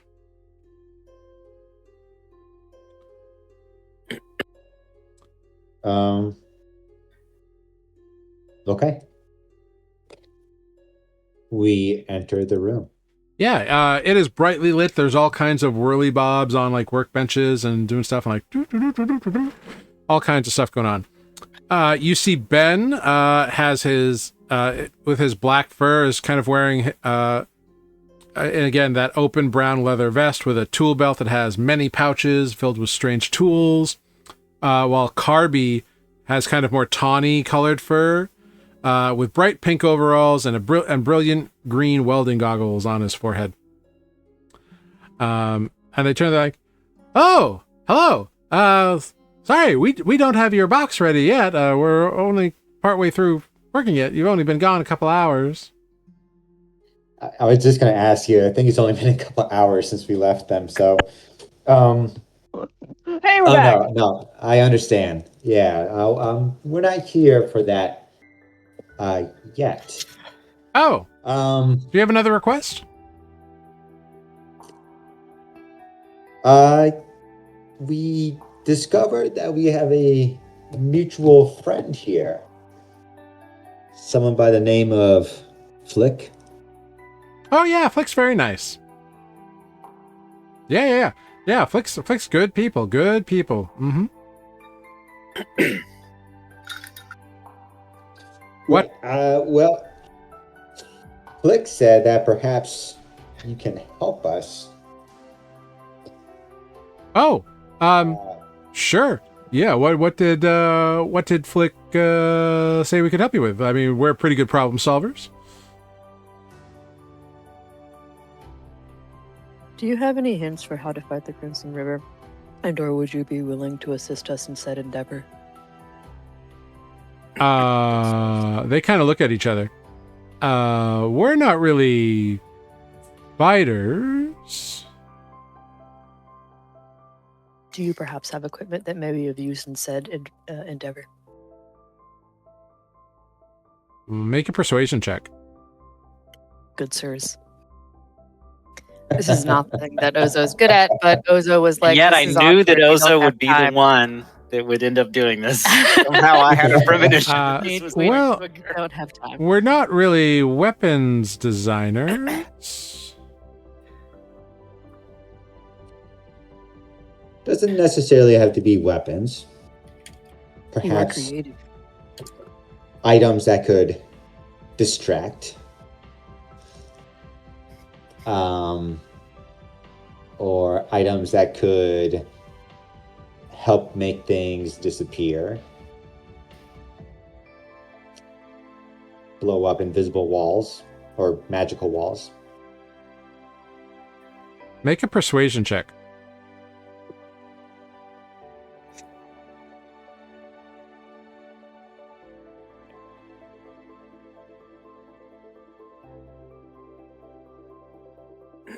Natural 20. A natural 20. Yeah. Wow. Ben looks at you. Well, if demolitions are what you're after, we certainly can help with that. Yeah. Distractions, demolitions, but that's stuff that we know. You know, that's part of our tinkering thing. Yeah, let me just and he kind of rifles through a few things on shelf. Here, take this. And he gives you a little like figurine that's kind of sparkling. You hit that button there, and it emits a big cloud of like a glitter. So that's a bit of a distraction. And if you want to be removing a wall, well, I have been kind of working on something that's a little bit special. You sly dog, I knew it. Show me what you got. He kind of takes over like a long, thin box and opens it up and kind of like reaches his hand in, and then his elbow, and then all the way to his shoulder. Ah, here it is. And pulls it out, and the box kind of like as he pulls out a very like a bowling ball sized thing with like a handle on it, like a kettlebell almost. It's spherical. It's got like gears clicking in it, and also like glass over parts of it. And you can see that like running through the handle is like twisted wire and a little bit of like red liquid and a little bit of like green liquid, kind of in like suspended on different halves of the ball here. Mm-hmm. So this guy, you hit this button here, and the two fluids flow together and cause a massive cacophonic combustion that probably will blow through a wall. I mean, I haven't tested it yet because, you know. We will love to test it for you. What do you call this, by the way? You must have given it a cool name. Oh, the blowy up thing? I love it. Simple, but direct. Oh, no, that's not what I call it. I was just confirming you wanted to know that and not the little statue thing. Well, why not both? I mean, the glitter bomb is pretty cool. Well, I mean, that's it. It's a glitter bomb. So, okay. Well, the other thing I call Kevin. Kevin. Loud, destructive. Any reason? Yeah, loud, destructive. It's an ex of mine. Now that you mention it, I knew a Kevin like that too. Oh, well, there you go. Then you can understand. Yes, I'm sure we all had a Kevin in our lives, says Carby.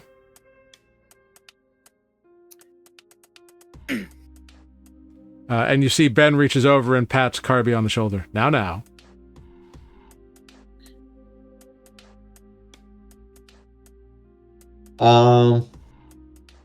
Well, excellent. These will come very handy for us. As I hand the glitter bomb and Kevin over to Ozo. Well, I'm Hold them. sure we could help. Before you go off with them, are you gonna pay us? Of course, I wouldn't leave you hanging. Oh, great. What are we looking at here? Well, for the glitter bomb, 7 gold pieces, and for Kevin, I don't know, how much did you put inside Kevin? Well, I put a lot inside Kevin. Kevin's probably worth 25 gold. Yeah.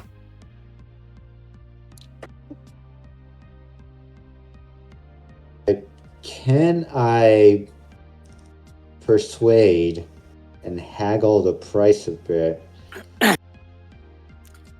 on Kevin? You can I'm try. okay with the glitter bomb price. So persuasion, 25. Okay. What do you counter offer? I go 18 for Kevin. Carby looks at Ben. Well, I mean, how about an even 20? Got yourself a deal. Great, And great, I great. put out my hand to shake on it. Yeah, he shakes your hand. Cool. All right. So I'll pay him myself. That's 20, and then 7 was the other price? Mm-hmm. Yeah. 7. Okay. All right. Done and done. Well, hope it all works out well. Good luck. And if Yeah, definitely. not, don't mention us. Absolutely not. It stays between us. Do Great. you want me to pass along any messages to Flick? I hope you don't die. That's a good message. We're pretty simple, so you know. I hope those things help. Good luck. Thank you. And we walk on out. Wow. Mission accomplished. I say Yeah. to Ozo as I walk out that door. That It would was have been so nice if it was easy. free. Don't worry. I mean, free. It was free for you. You didn't pay anything. Oh, I mean, I could. I paid for it. No, don't worry about it. I mean, I'm you just You'll gonna be lord next it time. over you worried forever. about it. No, I wasn't worried about it. You I sure? played. Yo, oh my god. They no. Did you see me haggle? Natural. Yeah. Yes. I just hope everyone else has an easy of a time with their mission as we did with ours. And True. that's when we cut to the other people, right? We don't have a heart to heart for 20 minutes. Oh, let's have a heart to heart. Hey, so We're not I noticed. No. You didn't say anything No, about you're not. having I or was not kidding, having Matt. a dad. The DM is exercising his. I'm going to make this awkward privilege.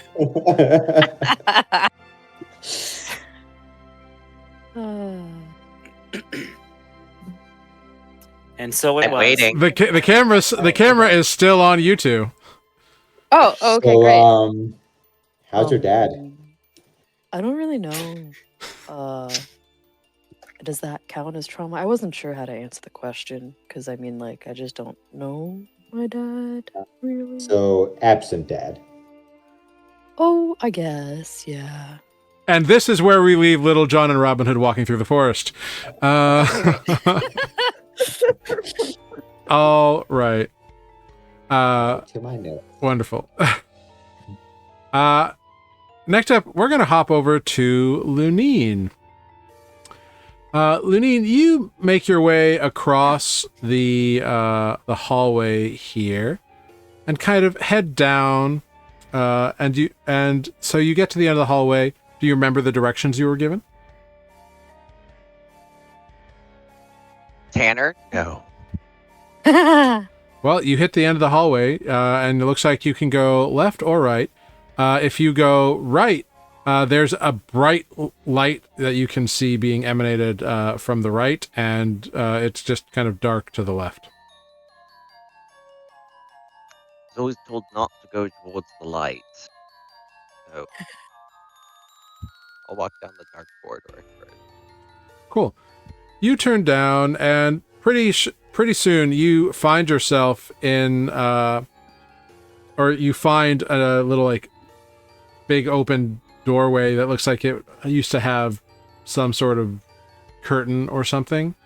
And inside you can see a bunch of like shelves that are like toppled over and like busted and made from maybe thin slate or something, or coral maybe. Like it's not wood, but it is something akin to wood, or maybe it's like underwater plants maybe that was dry. It's weird to say, but it's mostly looks like stone and coral.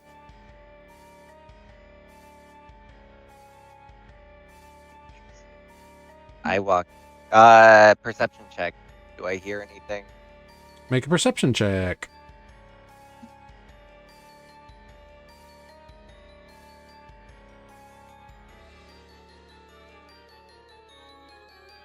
You get a roll. Ah, nice.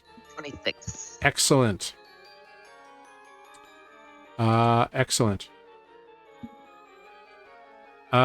So one thing that you notice, there are no like books or scrolls or anything like that. It seems like this shelving has been picked clean. But you do also see, because you have dark vision, right? Yeah. You do see sitting on a top shelf is a little bird, and it's just kind of looking at you. Sylvan, I will say, are you the bird I've been sent to look for? It kind of cocks its head and just kind of it makes it makes a whistling noise that is both high and low.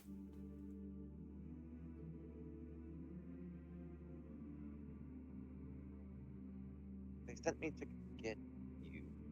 Would you like to join me, and I'll put you to the room that your friend was in last week? That'll wait until you come back. Sorry, you're trailing off. I can't really hear you. Is that better? Yeah. Yes.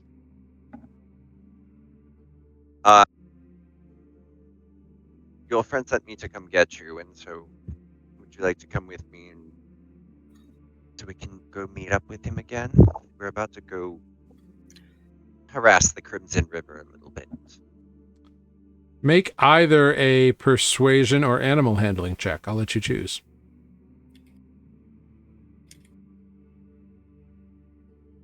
Animal handling is literally one better, so 21. Yeah, so this black and white bird kind of looks at you. It kind of like stares at you, and it's got like one like bright eye and one dark eye, and it kind of nods and flies over, flutters down, and lands on your shoulder. well, my name is Lunine. It's lovely to meet you. Okay. And I will pull some seeds out of my pouch and just hold them out to the bird while we walk. Yeah, it eats the seeds. And you feel a little bit of magic reaching towards you from the bird. I like that. Do you reject the magic or do you accept it? I'll accept it. Okay, great.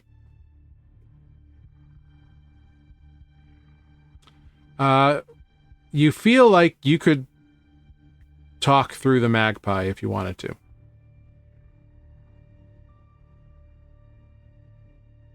Oh, what is this? You have some tricks.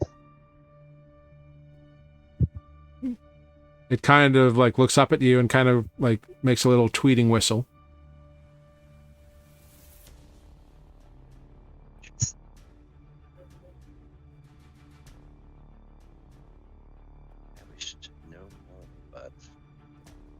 Well, like it feels like you could speak through it. Do you try to?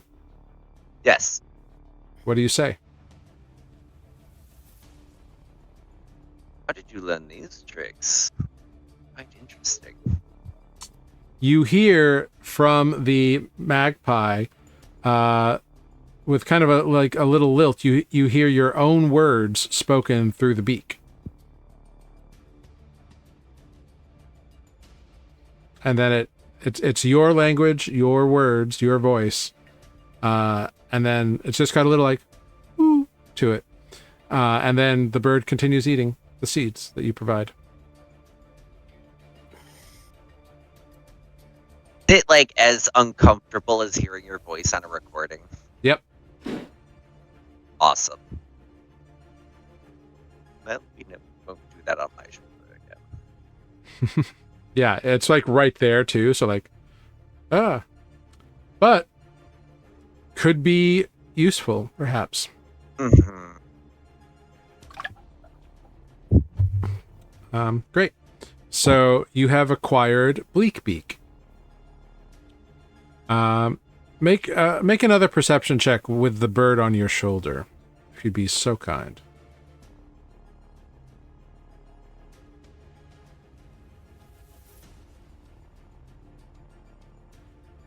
Okay. I'm so perturbed by hearing my own voice through the bird. Yeah, you don't notice much of anything. Totally distracted by the bird. Flick did also tell you that like further down the way was the jail with some sort of prisoner in it. If you want to go further and Ooh. investigate that. Sure, I'll go over there next. Okay. You walk that in that direction, and you can see a candle lit. Like so, you see like the light of the shadow down. Like you kind of stick your head down, and down a short little hallway, you see a Crimson River guard sitting down on a chair, feet up on a desk.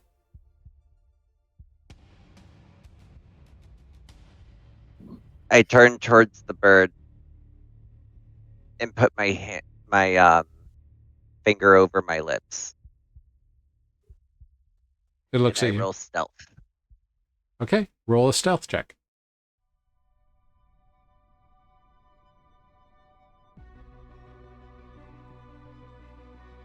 Yeah, you move silently.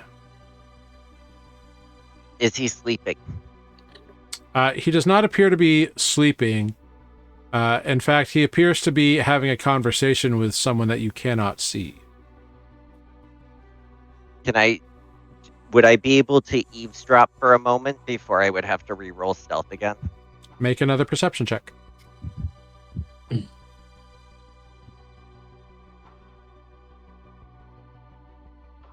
you fucking... Alright, you know what? Yeah. Yeah? Actually, no, I'm gonna leave that. Okay. Yeah, you hear them conversing in Elvish. They're pretty much saying, why do we get the boring jobs? I mean, we're just as skilled as any of the other scouts. Why do we have to watch over this useless human? Well, I don't know, but you gonna tell the captain to fuck off? Because I'm not. Well, no, but still. It's just boring here. We haven't heard from anybody for 2 days. We've just been here since our last shift change. Yeah, that's what guard duty is. But I'm just saying it could be a little more exciting. Occasionally interesting things come through the lower entrance from the realm. Yeah, but we also have, they bring us food when we need it, and whatever, it's fine. It's a very, mundane conversation. I'm gonna step back out. Can I sneak back out into the hallway? Yeah. Alright, I do that. And then I'm gonna cast Disguise Self Okay. into Thessaly Grass Drop. Oh, nice. Okay, yeah. You have seen her, you know what she looks like? Okay.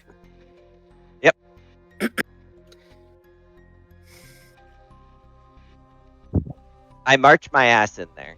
Oh wait, I motion for the bird. Can you just stay out here for just a moment? It flutters to the ground. Right, just keep yourself safe for just a sec. I'll be right back. I march my ass into that room with all the probably like The two guards in there immediately stand up and salute. Captain! Captain, we didn't expect to see you. yes, sure. How's the prisoner? Fine. Are you okay, Captain? You sound a little sick. The dust in this crypt has been getting to me. Make a performance check with advantage.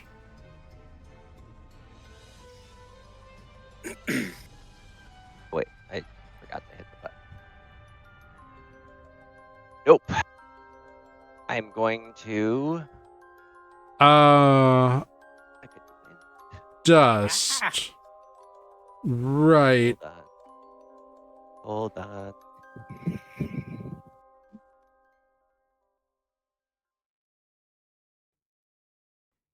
Okay, so a 9. Right. Sure, Captain. What can we do for you? I'm sorry, do you have a problem? No, not at all. Make an insight check.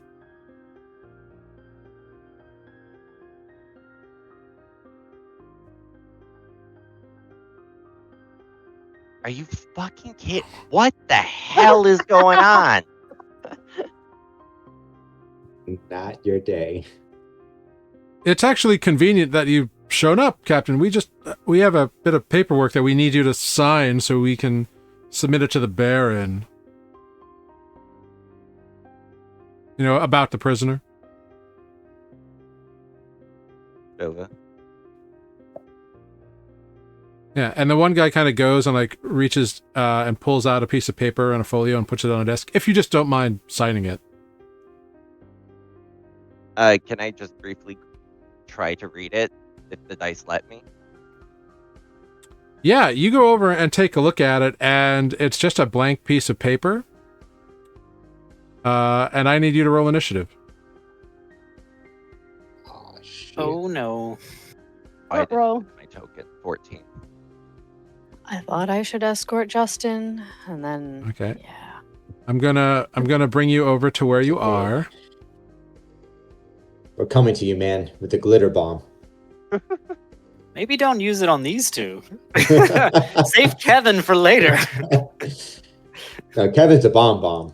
Okay. Glitter bomb is Right. just a glitter bomb. I got you. All right. Okay. Want me to reroll again or No, 14's great. okay? Let's just give you... Easier to put it on the tracker. No. Yeah, it's real easy. It's just a turn. It's just when like 5 people don't do it, then it's annoying. Great. So you go over and you see that indeed this paper is blank.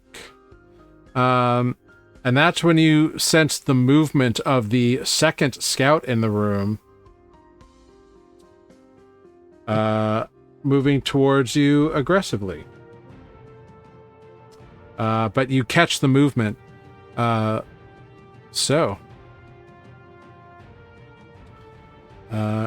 are free to act. This guy is the one who has like pulled the paper out, and this one is the one beginning to move in your direction.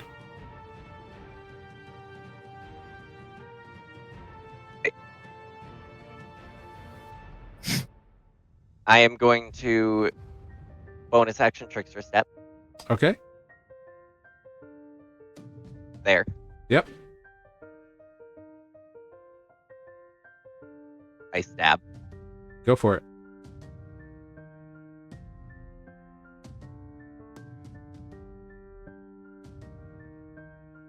Yeah, 21 will hit. Yeah, absolutely.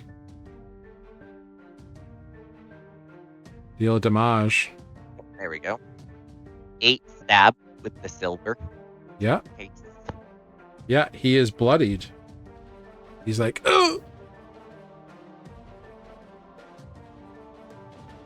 And then after I stab him, I'll come around and get him in the collarbone with my dagger. Right. Okay. Attempt to. Yeah. A 9. All right, 16 because of the Vex property. Yep. A 16 does hit. Yeah. For 9 stab. You slit his throat as he falls to the ground dead.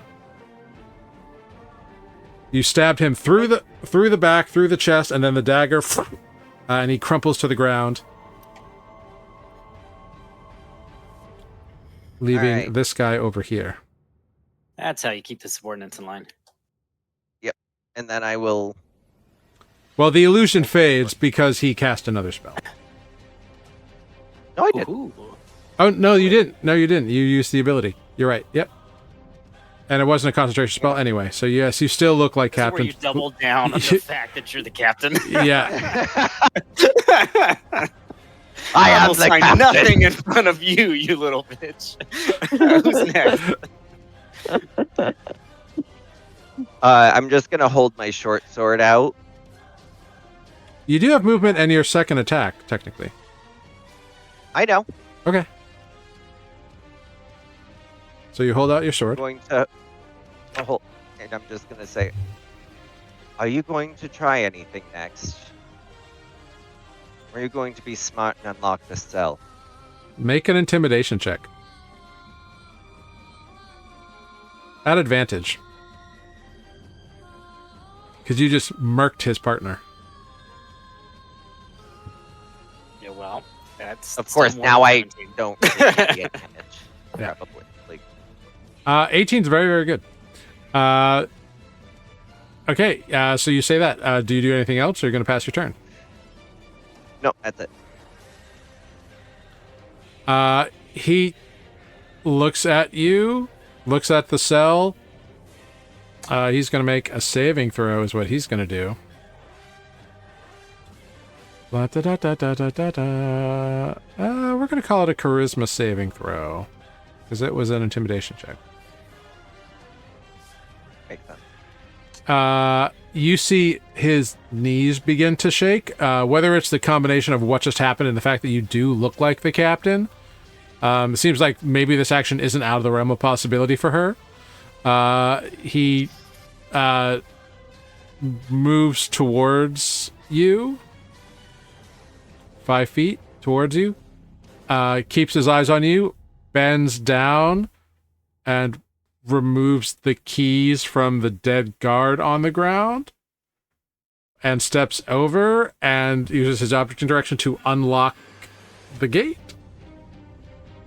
and then just kind of steps back out of the way and looks at you. It's your turn. You there in the cell, are you able to come out now? Just need an answer. And then I will just keep glaring at the guard. And I will... You see a older looking, dark-skinned human man. Looks like he's been through it for a moment. He's having a rough day. He's gaunt, dark-skinned, clad in nothing but undergarments. And he's like, I suppose, yes, I could exit if that is what you demand.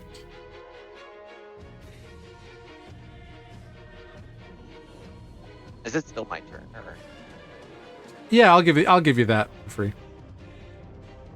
Okay. Okay. I attack this guard, but not lethally.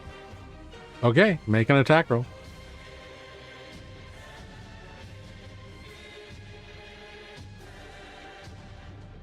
.22 will hit. Yeah. Okay, he's bloodied. Butt of the dagger with a 22 Yeah. for another 8. You smack him in the side with the flat of your sword, and he kind of like buckles halfway, and then you thunk him right in the crown of his head with the butt of your dagger, and he crumples to the ground, unconscious. Since he was smart, I won't kill you. I drop the illusion, and I open the gate. Oh, I don't know who you are, but thank you. I believe we call this an allyship for now. I was sent by someone named Flick. I don't know if you know them. But if you are locked up by the Crimson River, I assume that we're on the same side. I don't know. I am just a simple merchant. I was an explorer. I was kidnapped in one of these early raids by these people. I don't really know too much. I have some garments and whatnot that is in the chest over there. If I can put them on, because I'm just kind of wearing my underwear here. So. Yeah, no, of course. Oh, thank you. And what do I call you, savior of mine? My name is Lunin. It is a pleasure, Crispenstein. And he goes on, and he puts on some, like, desert-styled robes, like very Hessian style. Picks up a few little, like, pouches of, like, whatever he might have, and no weapons that you notice. Do you require weapons? Well, Just I'm point towards the dead guard. Oh, I suppose if you think I need them, I could try. Do you think it's necessary?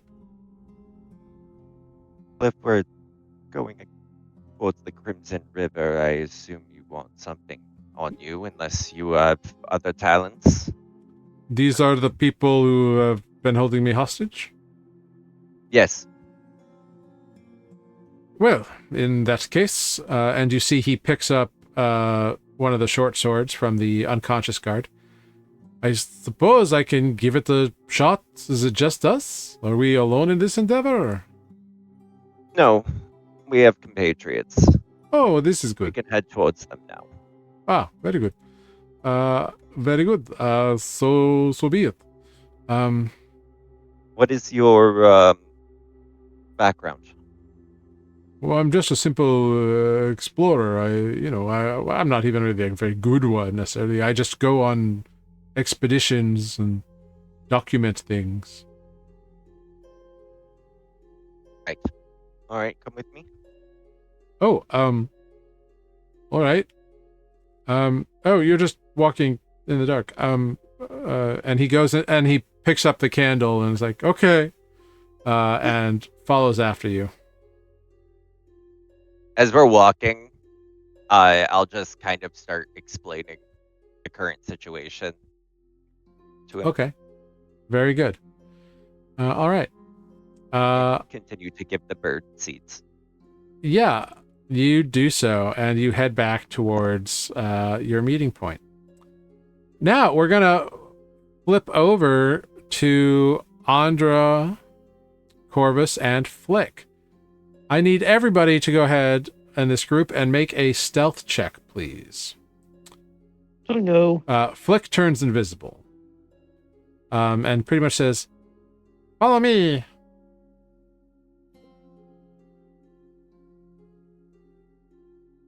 Yeah, the part where I can't see in the dark is going to come back to haunt me, I'm sure. But here we go. We just need to find you some cat some artifact cat eye night goggles. I've got it picked out already. The sad thing is I did my math wrong and I didn't have enough gold to buy it before we went on this insane dungeon crawl. Okay, but Andra does have the globes, so like you do have some amount of light. What is dimmer than the glow? Is the like lantern at dimmer than that? Like, so the lantern gives you a 5-foot dim glow, like it's just around you. The orbs are a 20-foot dim light. I mean, like I think it. Andra, can you see? You can't see in the dark either. I think the hooded lantern is safe for not being spotted. If wants a light. A light source can be observed from farther away than it emits light, regardless of how bright it is. Right. I would certainly, if we're going stealthily, I would have left 3 of the orbs. Okay, so you dismiss 3 of them. Yeah, I'm carrying just a single orb. Okay. Between us, so it's not as much light. Cool. No, I can't see in the dark. Do you want us to trip over our own feet? That doesn't seem very subtle. No. That doesn't seem wise. Here, let me help you. And Flick gives Andra the help action for the stealth roll, so you can use the 18 instead. Great. That's super nice. Flick, you feel like now you remind me of something. Just follow me, okay? I'll tell you when to turn. Otherwise, just stay silent, okay? Is this light? Imagine Corvus holding a little tiny pixie hand in the dark. Is this light going to be a problem? Not as long as you're quiet. I'm going to sign back. Got it. I'll be quiet. All right. And he begins giving you directions. It sounds like, from what you can tell, like he's like fluttering ahead and then coming back and telling you to move forward and when to turn and all this stuff. So he brings you quite a ways, and eventually you make a turn down a long, skinny hallway and head towards the end of it. At which point, Flick comes back and kind of stops you, says, okay, bad news is there's a patrol in the room, in the storage room. There's 3 giant rats. They're probably wares, lycanthropes, and a couple of armored knights. That seems bad. Corvus will sign. What do you suggest? Should we wait? Well, I feel like we're under a time crunch. He looks at you get the sense that he doesn't know what you're signing. Should we wait and see if the patrol passes? Or actually I lied. It looks like he does understand what you're signing. Amazing. And he just answers back to you. It seems like you're under a time crunch. And it would be easier if we just get them out than if we have a prolonged battle with them, because I don't know. But then we'll probably have to deal with them later. Is there like a distraction? Like, can we send them in another direction? I'm gonna run them out with a zombie. I mean, if you can cause a distraction, then great.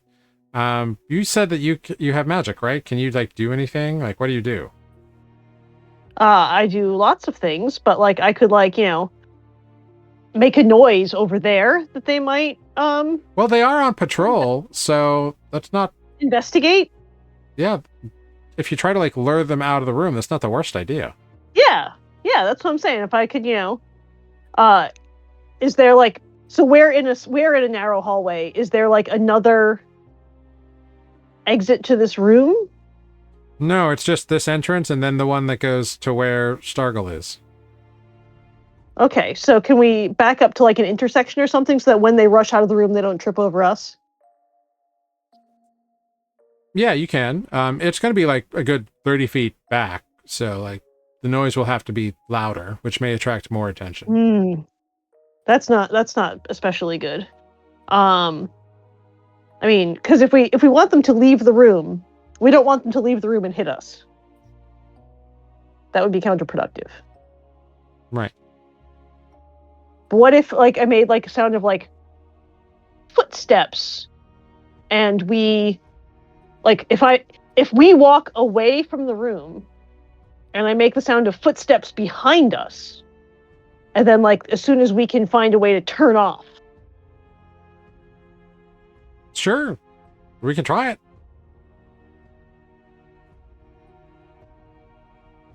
That's Yeah. that's my You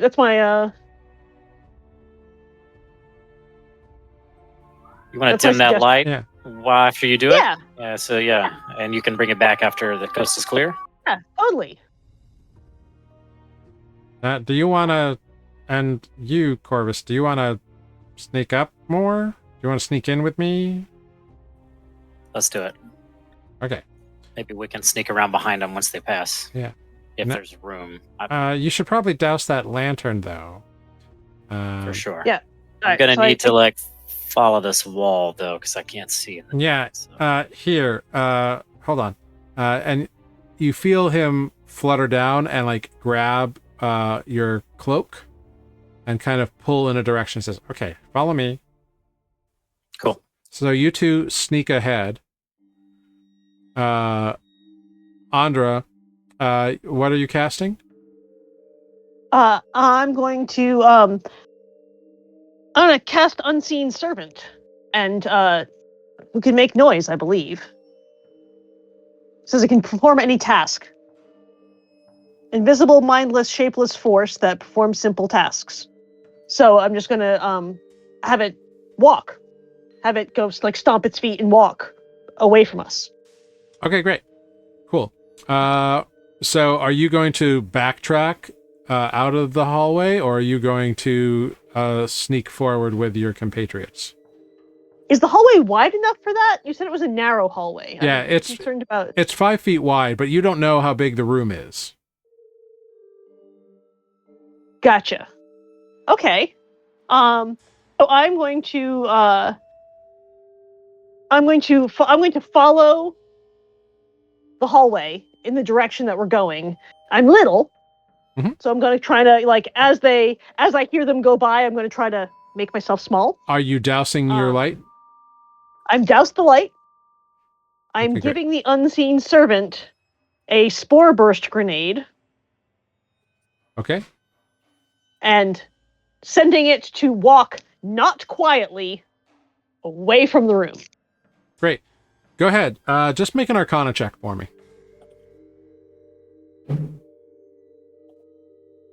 16. Great. Very cool. All right. Yeah. So the three of you sneak in. One hand you're kind of following Corvus in the dark. You've got one hand on his cloak, and then Corvus, you're being led by the other member of your party. By Flick here. And once you're kind of in position in the dark, you don't really know where you are, but you can feel, you can hear the like stomp, stomp, stomp going away. And you hear voices. Do either of you speak Elvish? I speak Elvish. Okay. Then you hear voices. You hear creaking. You hear two voices say, "That sounds like an intruder or something. Everybody, quick, follow that." You hear the scrambling of 3 sets of 3 4-footed individuals scamper past, and then the creaking of heavy armor very loudly right past you, like dun dun dun dun. As they begin running away. After which Flick is like, "All right, they're gone. Good job." So as I'm walking this way and the unseen servant is walking that way, once it gets 60 feet from me, it vanishes. Mhm. And it's carrying a spore burst grenade that bursts when it's dropped. Okay, great. So when it drops, you drop it and it bursts, and it spills forth a 20-foot radius cloud of gloom-light spores, making it heavily obscured. And they must make a DC 15 Constitution saving throw, or spend the next minute doing nothing but coughing and rubbing their eyes. Glorious. It's basically a distraction. How many of those do you have? Great. 4. 3 Good now. to know. Now I have 3. There's a battle that we might use those in later, I hear. Now I have 3. I'm deleting 1 because it's going to be used right here.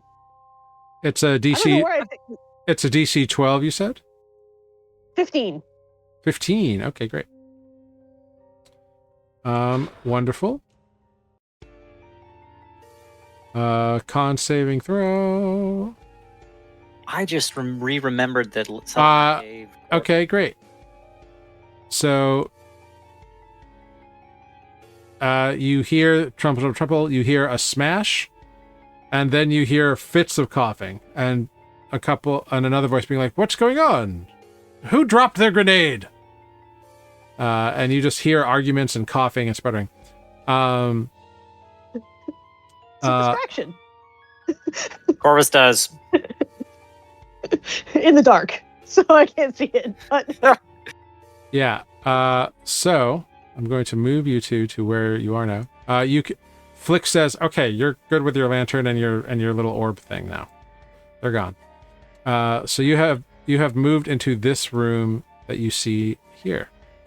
What it is a it looks like a storage room, for lack of any other thing. There are crates and boxes and bags of stuff, probably raided, stolen. Yeah, it's just a lot of like dead cargo. do we see a Yeah, being?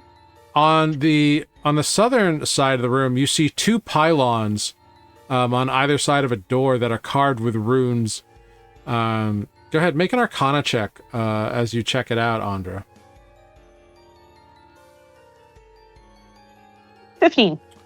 Yeah, these pylons, they're like probably like 2-inch like pylons. They are emitting a miniature wall of force, but it only extends between the pylons. So it's not like a full version of the spell where you can make like a big version of it. It's like a little isolated mini section. Is it a thing we can walk around, or is it? No, the pylons are like rooted. Okay. I suppose I could walk a little further into the room and then I might see it. Yeah. From what you can tell, the pylons don't have an off function. Like there's no like code word or anything written on them. But like you're pretty sure if you destroy one. Cool. I'm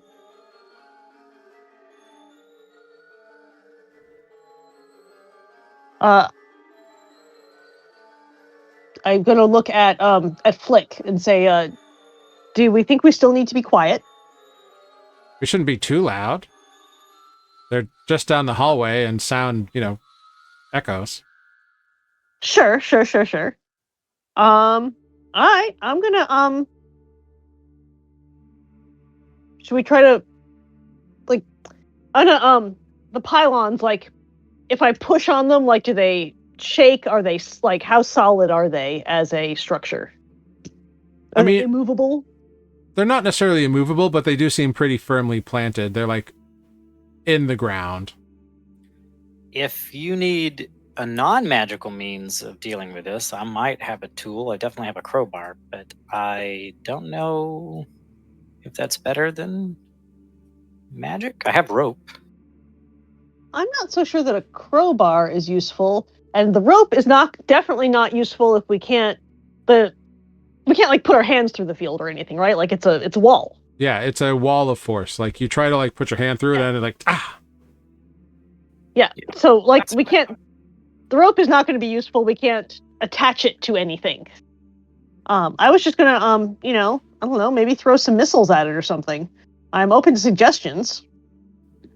I admittedly, though I tried to look at it, don't know your spell book, so I don't have any better suggestions. I don't think we want to set it on fire. No, That quiet seems things. like a poor choice. I mean, like, you don't have the spell. Do you have anything? I Oh, don't know. You're roboting Give it a again. shot. Yeah. No.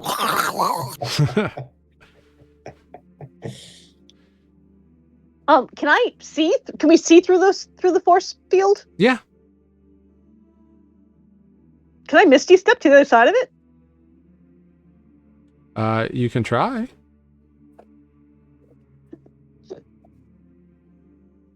I'm gonna if I can see the other side, in theory I can Misty step to it. Possibly.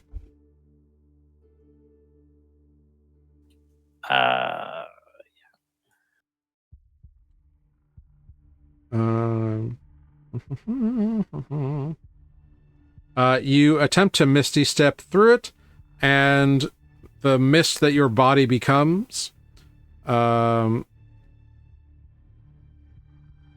This is interesting.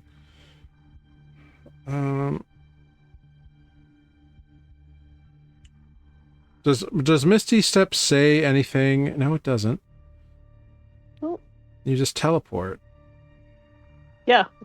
This is interesting. That's all. What I've posted is all it says is surrounded by silvery mist. You teleport up to 30 feet to an unoccupied space you can see.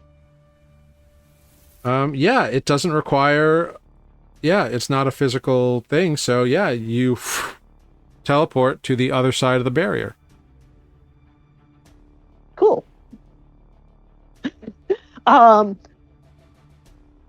Do I see? Is there somebody here? Do I see a being of any kind? You don't. You find yourself in a little hallway that splits off. Oh. Cool. I'm going to send a message to Corvus. Which again I believe is just a line of sight. And say, hey, there's a hallway here with a bunch of branching things off of it. I'm gonna look for Spargle, I guess. Yeah, maybe try to call for them quietly, because I don't know how much time we have before I'm trapped in this room. Fair. So yeah, I'm gonna I have to be able to see the target or be familiar with it. So I can't message Spargle, but I can walk down the hallway and go, "Hey, Spargle, are you here, Spargle?" Okay. Yeah, you begin walking down the hallway, quietly calling for Spargle. No response. At all. Asked what the guy looks like. Yeah, well, you know. Are there doors, or is it just branching hallways? No, just go ahead. Give me a perception check as you kind of walk down the hallway here. Ooh, I can see things. It's at disadvantage because you're in dim light, but the 16 is still good. Yeah. Yeah, you walk down a hallway. And as you turn a corner, in the dim light from your orb, you see something shimmering. Like, just like a little bit, like right kind of there. All right, I will walk closer to it. All right, cool.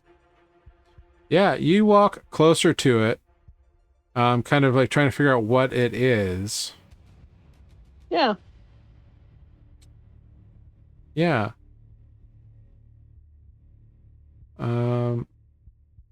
Cool. I don't know, investigate it maybe? Yeah, as you are investigating it, I need you to make a dexterity saving throw. Oh no. You are engulfed in something transparent. Mm-hmm. No. Mhm. And you take. Engulfed is not a condition that I can choose. Wait, Nope. please tell me the friend is a slime. So you take 12 points of acid damage. Ow. And you become engulfed. So you are suffocating. You cannot cast verbal spells. Mm-hmm. And I'm just going to show you right here what it is. Oh no. Yeah. And you are restrained. Why don't you go ahead and roll some initiative for me? Yep. Well, I failed to select my token Love this. because I was selecting the orb instead. So but I have an initiative of 21. Hey, that's great. That is great. Nothing verbal, huh? I don't think I have anything nonverbal to do. Yeah. Well, we're gonna say it's your turn because the first round was it engulfing you. Yeah. So it's your turn. So you are restrained. You are engulfed. You are being slowly digested. You can attempt to escape by making an athletics check if you would like. I would, oddly enough, like. Oh no, I'm terrible at those. Do I have? I've got a dagger and a burnt longsword. Oh, a quarterstaff. Can I use my quarterstaff to attempt to, like, stab my way out with? Not stab because it's a quarterstaff, but like. I mean, yeah, it's the same check. It's an athletics check to get out. Yeah. That's unfortunate. I'm really bad at athletics. Cool. Yeah, you are stuck within. Yep. Okay. At the start of the creature's turn, it just digests you. That's all it does. Cool. You take 14 more points of acid damage. Ow. Oh, make a couple of con saves for your light, which is which is currently floating just outside you. Okay, so the light's gone. So I'm in the dark and I'm being digested in the dark. Yep. And I can't say anything. Yep. Cool.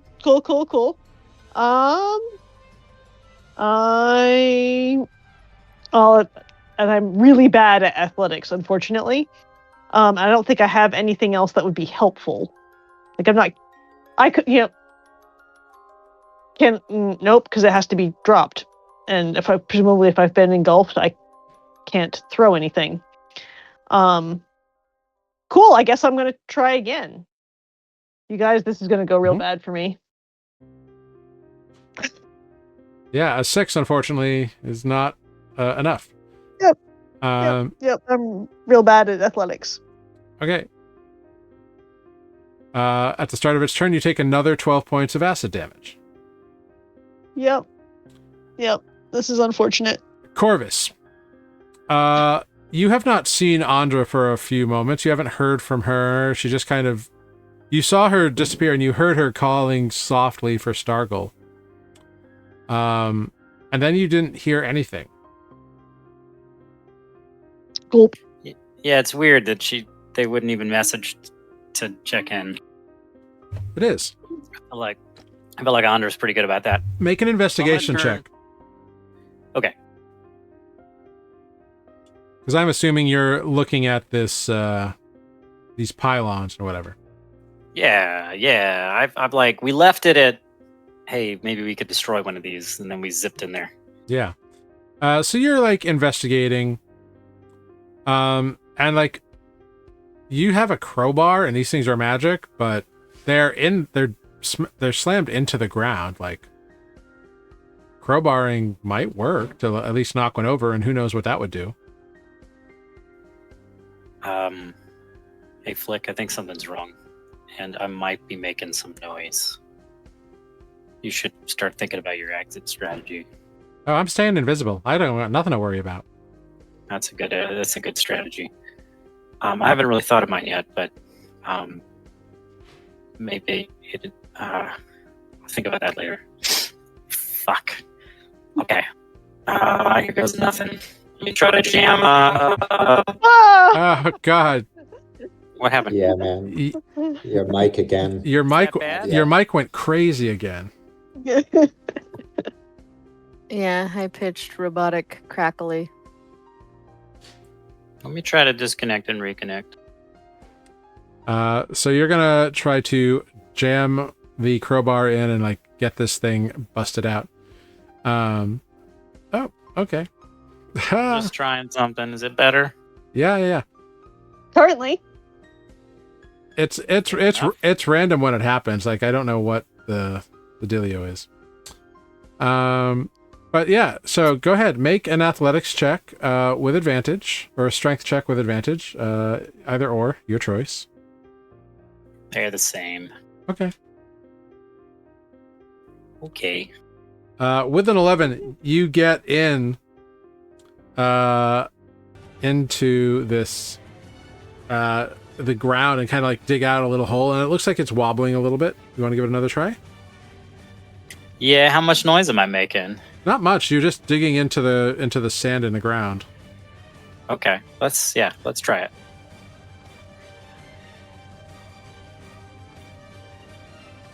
it. With a 13, you get a little wiggle, and it looks like there's a little like like little tisk noises coming from the pylon. Now that you're kind of rooting around in the ground here. So positive reinforcement is what I'm getting. I should keep doing it. I also am trying to think if I have anything else that can help me in this, but I'm already getting advantage, so I think I'm just going to take it. Take the win. You're roboting again. Yeah, but now it's gone. It's Help, I'm understandable. trapped. I'm trapped. Someone please send help. 2452.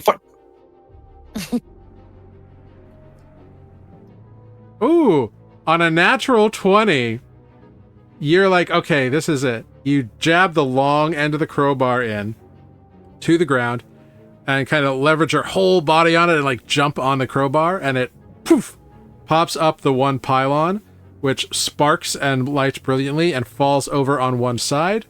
The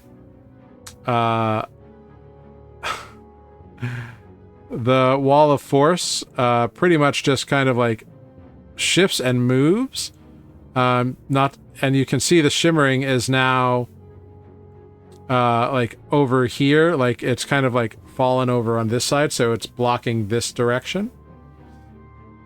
But you've cleared it. You've like popped the gate open. I would like to not waste any time. And assuming that Andra still has a light somewhere, maybe go in search of that. But is it so dark in front of me that I need my hooded lantern? Yeah, you definitely need your lantern. Okay, I'll break out the hooded lantern and I'll be like, all right, here we go. And I'm going to go out and search for tracks, which is probably unlikely, or at least a light source. Yeah, so how quick are you being? I can bonus action dash, and it will also ignore any difficult terrain. Great. So you scamper down the hallway with your lantern lit. You don't find any light, but you do get to here, and you see the form of Andra floating kind of in the air, like using her staff to kind of like make herself move. Andra, I need a... Corvus, go ahead and roll initiative at this point. This is absolutely ridiculous. Yeah. Message doesn't actually have any verbal components to it. Great. That's good to know. You just go. It says somatic and material only, Great. and I can cast it through solid objects if I know my target. So Yeah. in theory, when I can tell Corvus I've been eaten by a giant slime. Well, that'll be good for next time. This time, See. Andra, Yeah. I'm gonna need you to make another athletics check. Yep. Ooh! Ooh! I rolled a 15. A 15 beats the DC. Oh God. You plop yourself onto the ground into the light of Corvus with the lantern. You like use your staff.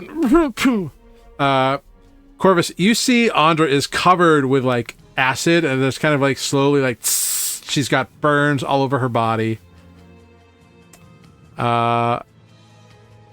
Good job, Andra. I'm You being look terrible. digested. Yeah, you look worse than usual. No offense. Corvus, it's your turn. I think maybe this is the wrong room. Unless you saw a cat in there. Are you okay? We gotta No. move fast. No, I'm not Rook- okay, and there's no cat. We should maybe keep looking. I'm trying to be quiet when I say this, admittedly, but whispering in the mic is probably not great. A Flick, help us out here. Where sort of should we call the cat? What are we doing? Stargold is not in the gelatinous cube. Gelatinous cube. All right, you can call him. Stargold, Like on the telephone? over here now! God damn it! Hold on. And you hear, you feel the fluttering of Flick's wings zip past you. He drops his invisibility, so do you turn the lantern up? Sure. Okay, Sure. great. I'm So, going so to you attempt so to- you have enough light to see. Well, we're still We in should move we're still in initiative order. So Oh, okay. Yeah, making sure that thing hasn't encroached upon us. yeah, so you can see it. It's got kind of an Andra-shaped like sloof hole that's closing up. You see Flick dart past it, kind of around like through an entryway that it was blocking before. So you don't know where Flick has zoomed off to right quick. But you hear him calling, Stargull! Stargull! Was there another direction that we should check? I think we got to be fast. Those guys could come back and see that their magical barrier is down.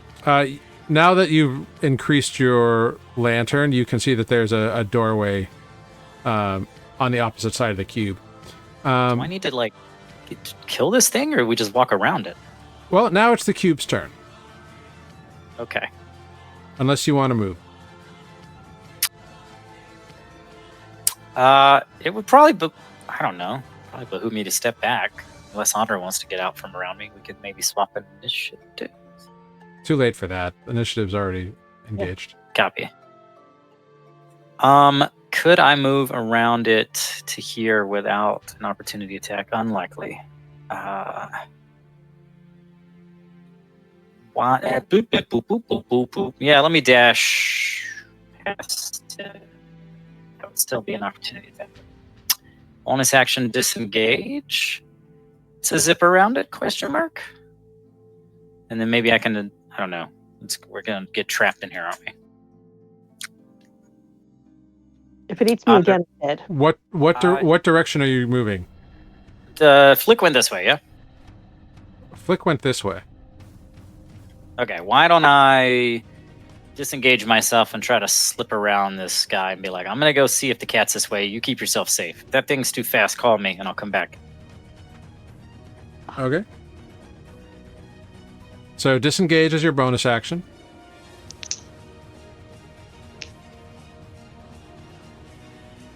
That should be 40. Okay. I could dash as a action, though, which means which way do we think Flick went from here? God damn it. You saw him zip this way. Okay. Ooh, okay. Well, I probably should have landed here then. Yeah, then sure. There we go. And then I could, action dash, so I just go another 40 feet? Sure.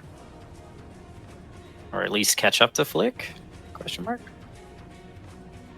Yeah, move your movement. As much of it as Now, you can I want to look- do. Can I just glance back and see if that thing has moved in my direction, or has it moved away from me? It has done nothing yet. Okay. Yes, fair. Initiative, sorry. In turn. Ready.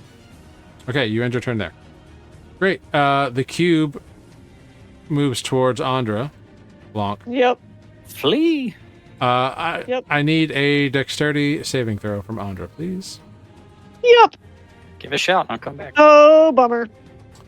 You are engulfed, Andra. Oh, bummer. Okay. Bummer indeed.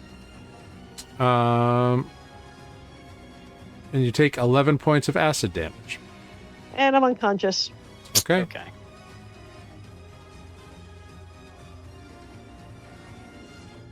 All right, you are. For some reason, I thought Andra was going next, but I see that was not true. Andra, it is your turn. Yep. Go ahead, make a death saving throw. Quietly or? Yes, quietly to me.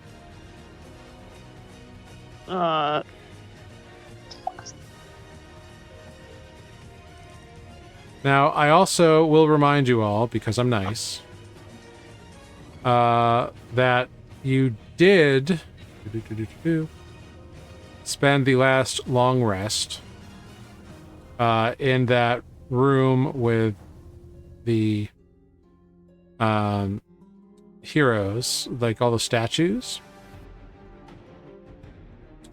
So you all have heroic inspiration and Oh, I do have a historic. and advantage on the frightened condition.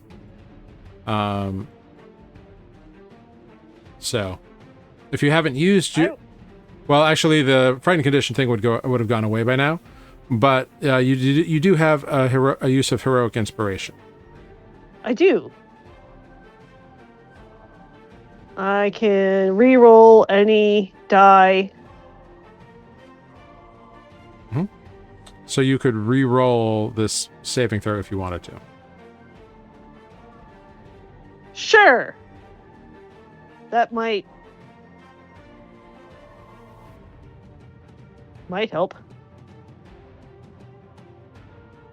But it won't. Okay.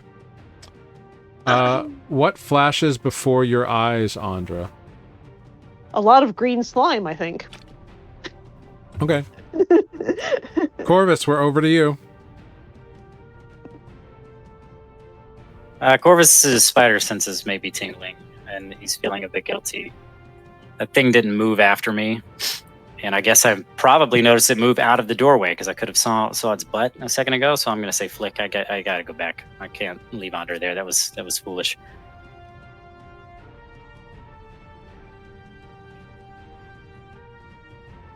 We're getting in kind of weird territory, but I could get here on 30, I think, with like a little.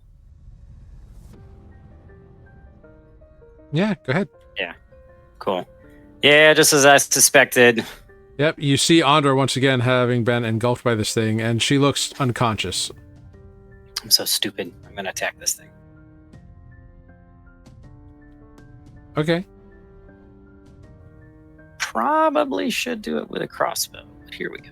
I have not used bonus action yet, so this is going to be a normal action. Okay. Does a 14 hit? Yep. I believe consciousness is required for sneak attack, unfortunately, but yep. I don't know if I could have surprised this thing coming around the door and stabbing it in the butt. No. It takes 11 points of piercing damage. You slice off a bit of this thing, kind of slicing through, and Andra just floats within it. I have no idea how much damage this thing has taken either, huh?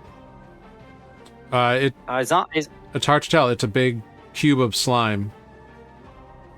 Is Andra close enough to the edge of this thing where I could feasibly maybe pull her out? I know that's probably risky. If you go around to the other side, yeah. But that would be an action. To pull her out, yeah. I can disengage as a bonus action and then move. I've got 10 more feet of movement, so I could at least back up a little bit so I can maybe get a shot on this thing or something. 10. I think I can still shoot it through the door here if I need to. Okay.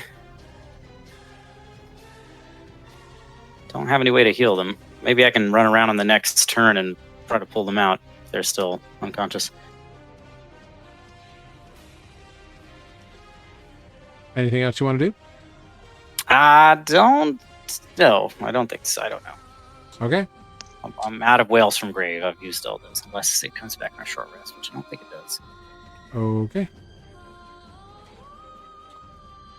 Andra, Yep. you take another 7 points of acid damage and fail a death save. Awesome. Andra. Yeah. You can feel your consciousness slipping away. The cube moves after Corvus. It looks like it moves very, very slowly, Corvus. It like sloop, sloop, sloop. And as it approaches you, it sends out a pseudopod towards you. That is a 20 to hit. Uncanny dodge. Great. Instead of taking 14 acid, you will take 7. As the pseudopod just kind of like reaches out and like splooshes towards you. You dodge most of it, but you get splatter on you.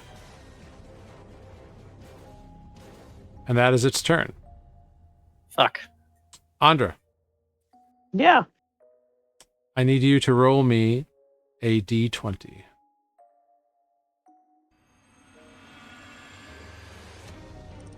Okay. What moment of your life flashes before your eyes?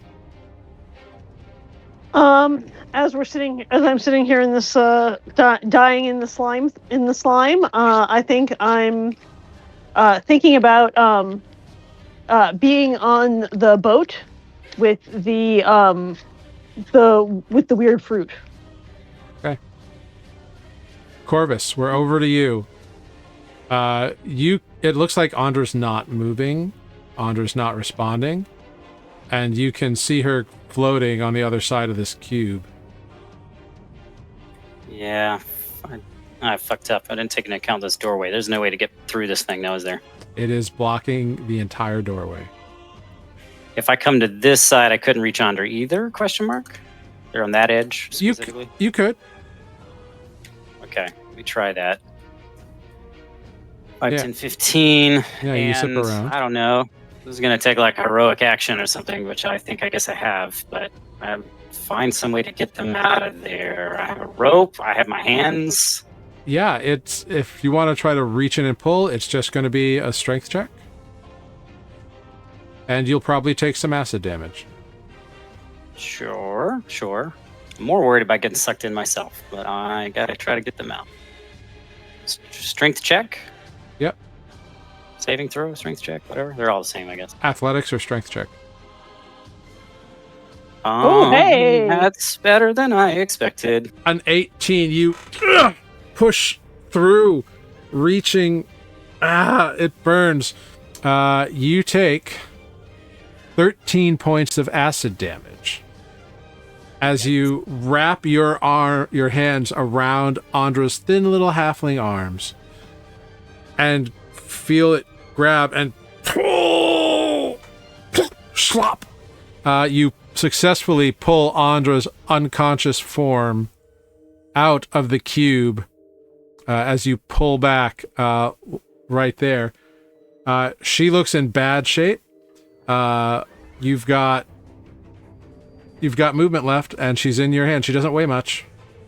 I also have a potion of healing, which I think is a bonus action, but perhaps it is wiser to get a safe distance away. It is a bonus action to consume. It is an action to administer. Oh, fair enough. Okay, then we have no choice but to run. And I'm just going to be like, Andra, I'm so sorry. I shouldn't have left you there. And I'm going to carry Andra, I guess, around this corner. Come here, Andra.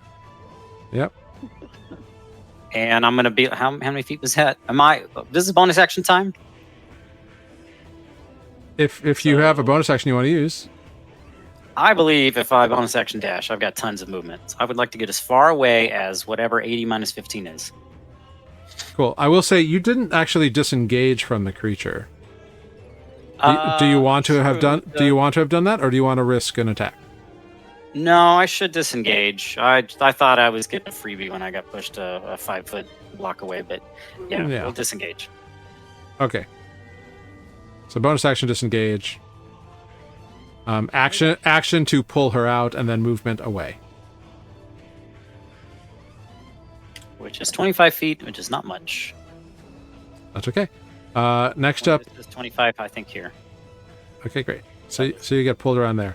You don't know what the cube does, but you don't see it anymore.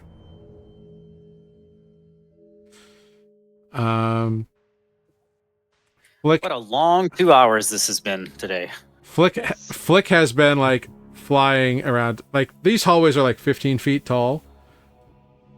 So you just hear Flick like down the hallway calling out for Stargle. Andra, we come to your turn. Yeah. Go ahead. Okay. Andra. Yep. What moment flashes before your eyes?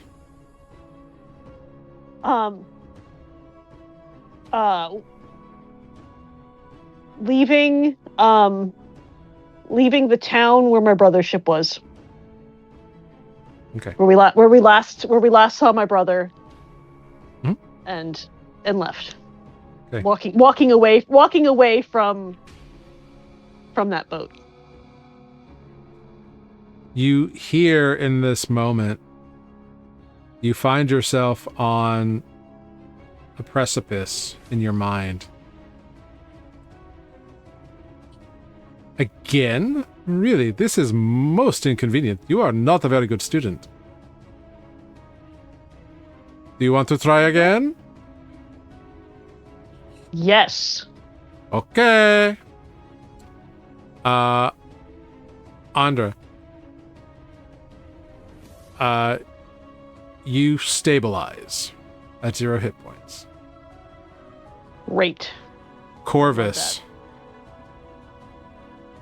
in the lamplight, you see the necrotizing flesh of Andra's previous wound rapidly spread and spiral up around her neck, cupping the sides of her cheeks. So it looks like skeletal hands are now on either side of her face. You look down and see that all of her arms have withered and become desiccated and necrotized. And we're going to stop there for tonight's session. Copy that. Yeah. BRB. Woof! Well, everybody, what a night. Girl, we gotta get you some lotion. I've got this skin salve in my bag, but it might be full of acid at this point. It's Get you some of that, like know. O'Keefe's workers' hands, or whatever it is. Dr. Palmer's. Just a tub of Vaseline. Yeah. Oof. The whole tub. Andra's in a rough spot. Not gonna lie. Yep. Maybe some research what becoming a lich requires. Yeah. Corvus pretty much saw like Andra's like fine flesh suddenly like wither, necrotize, and it's like scraping up the sides of her face now. It's a rough scene. Yep. Fun times. Super attractive. Oh, so it's Wait, a do we have turtleneck both a of fae and an dead undead in flesh. the party? It is That would be beyond turtleneck. wild. This is going to be fun to resolve at some point. Yeah. I can't wait to like bring it up, and Andre's just gonna be like, "Oh no, this is nothing. This is fine, guys." Yeah. Feel great. My skin's just a little dry. This little, I just need a day at the spa. It'll be fine. Yeah. I just need to do me. I just need to do me. I need some sun. Well, we'll find out next Dry, a time. bit ashy. It's probably fine. I need some of that shea butter. That's what I need. Yeah. Well, I've got some Tiger Balm from Thailand. Maybe that'll help. Thank you all for joining us this evening. Thank you all for being here. Thank you all for playing. I hope you had fun tonight. It was kind of a fun little mini adventure things in a time crunch when some declarations have been made by some enemies. So we'll come back next week and find out to fuck is going to happen. Yeah. We will see you then. In the meantime, let's go around and say our goodbyes. I'll figure out who we're going to go raid. Let's start at the bottom of the ladder. Today, that is Justin. Me. I'm Justin. Mike, thank you guys for watching.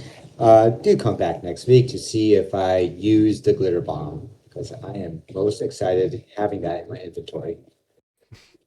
Excellent. I love That actually used to be a warlock's spell in one of our games. Was it really? Yeah, that was the way he named his Eldritch Blast, because he was a Fey warlock. Yeah. Mm-hmm. So it was a glitter bomb. Yep. Yeah. The death by glitter bomb became a running gag. It was wonderful. It was just like orifices, just their glitter.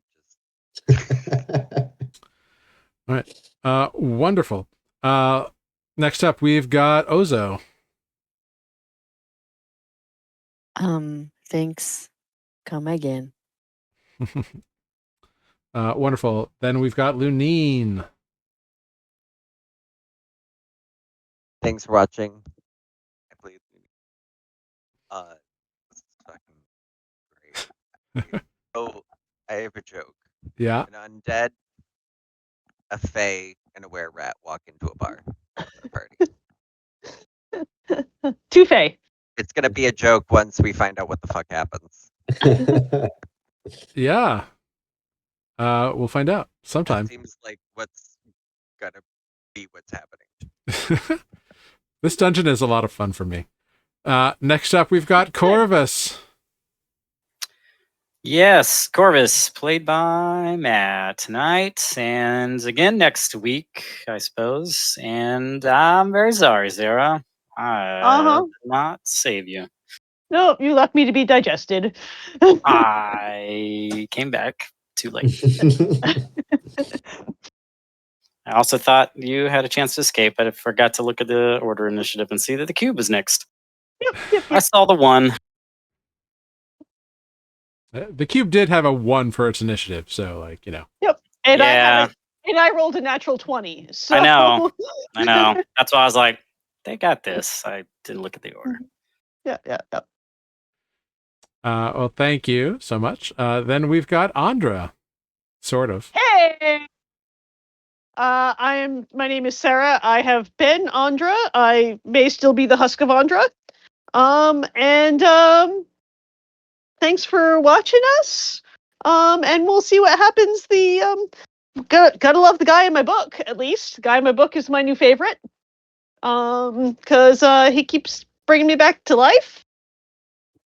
Ish. Or some simulacrum thereof.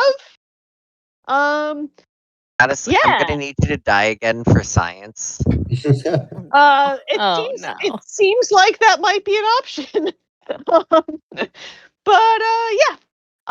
We are Nuuli Forged, and we have a YouTube channel where you can catch up on how the hell we got here, and also on our first campaign. And you should watch us next week, where we find out if Andra's going to survive or not. Thank you. That'll be great. Yeah, that'll be fun. Thank you very much. I have been Jared, your humble dungeon master here on Nuuli Forged. Thank you so much for being here. Thank you, Ives Got It. Thank you to all lurkers who came by this evening and joined us for a little bit, whether you were here for the whole time or just a few minutes. Thank you very much for spending time with us here on Nuuli Forged. Please hop in this raid for Top Down Tabletop. Let them know that they have been newly rated, and we will see you right here next week on March 16th, I think? 17th? 17th. March 17th at 7 p.m. right here on our Twitch channel. And we'll see you then. Thank you all so much. Be safe, be kind, go on a vacation for a couple of weeks. It really helps you reset your life. Love you all. Peace out, honky. Peace out, friends. Love you all. Honkies. Ignore that. Ignore that. There were geese. There were geese. Honkers. Honkers. Honk. Yeah. I think Honkers. we're getting worse. All right. Goodbye. Goodbye. I Thank you know, all. honky. Goodbye. Good night. Good night.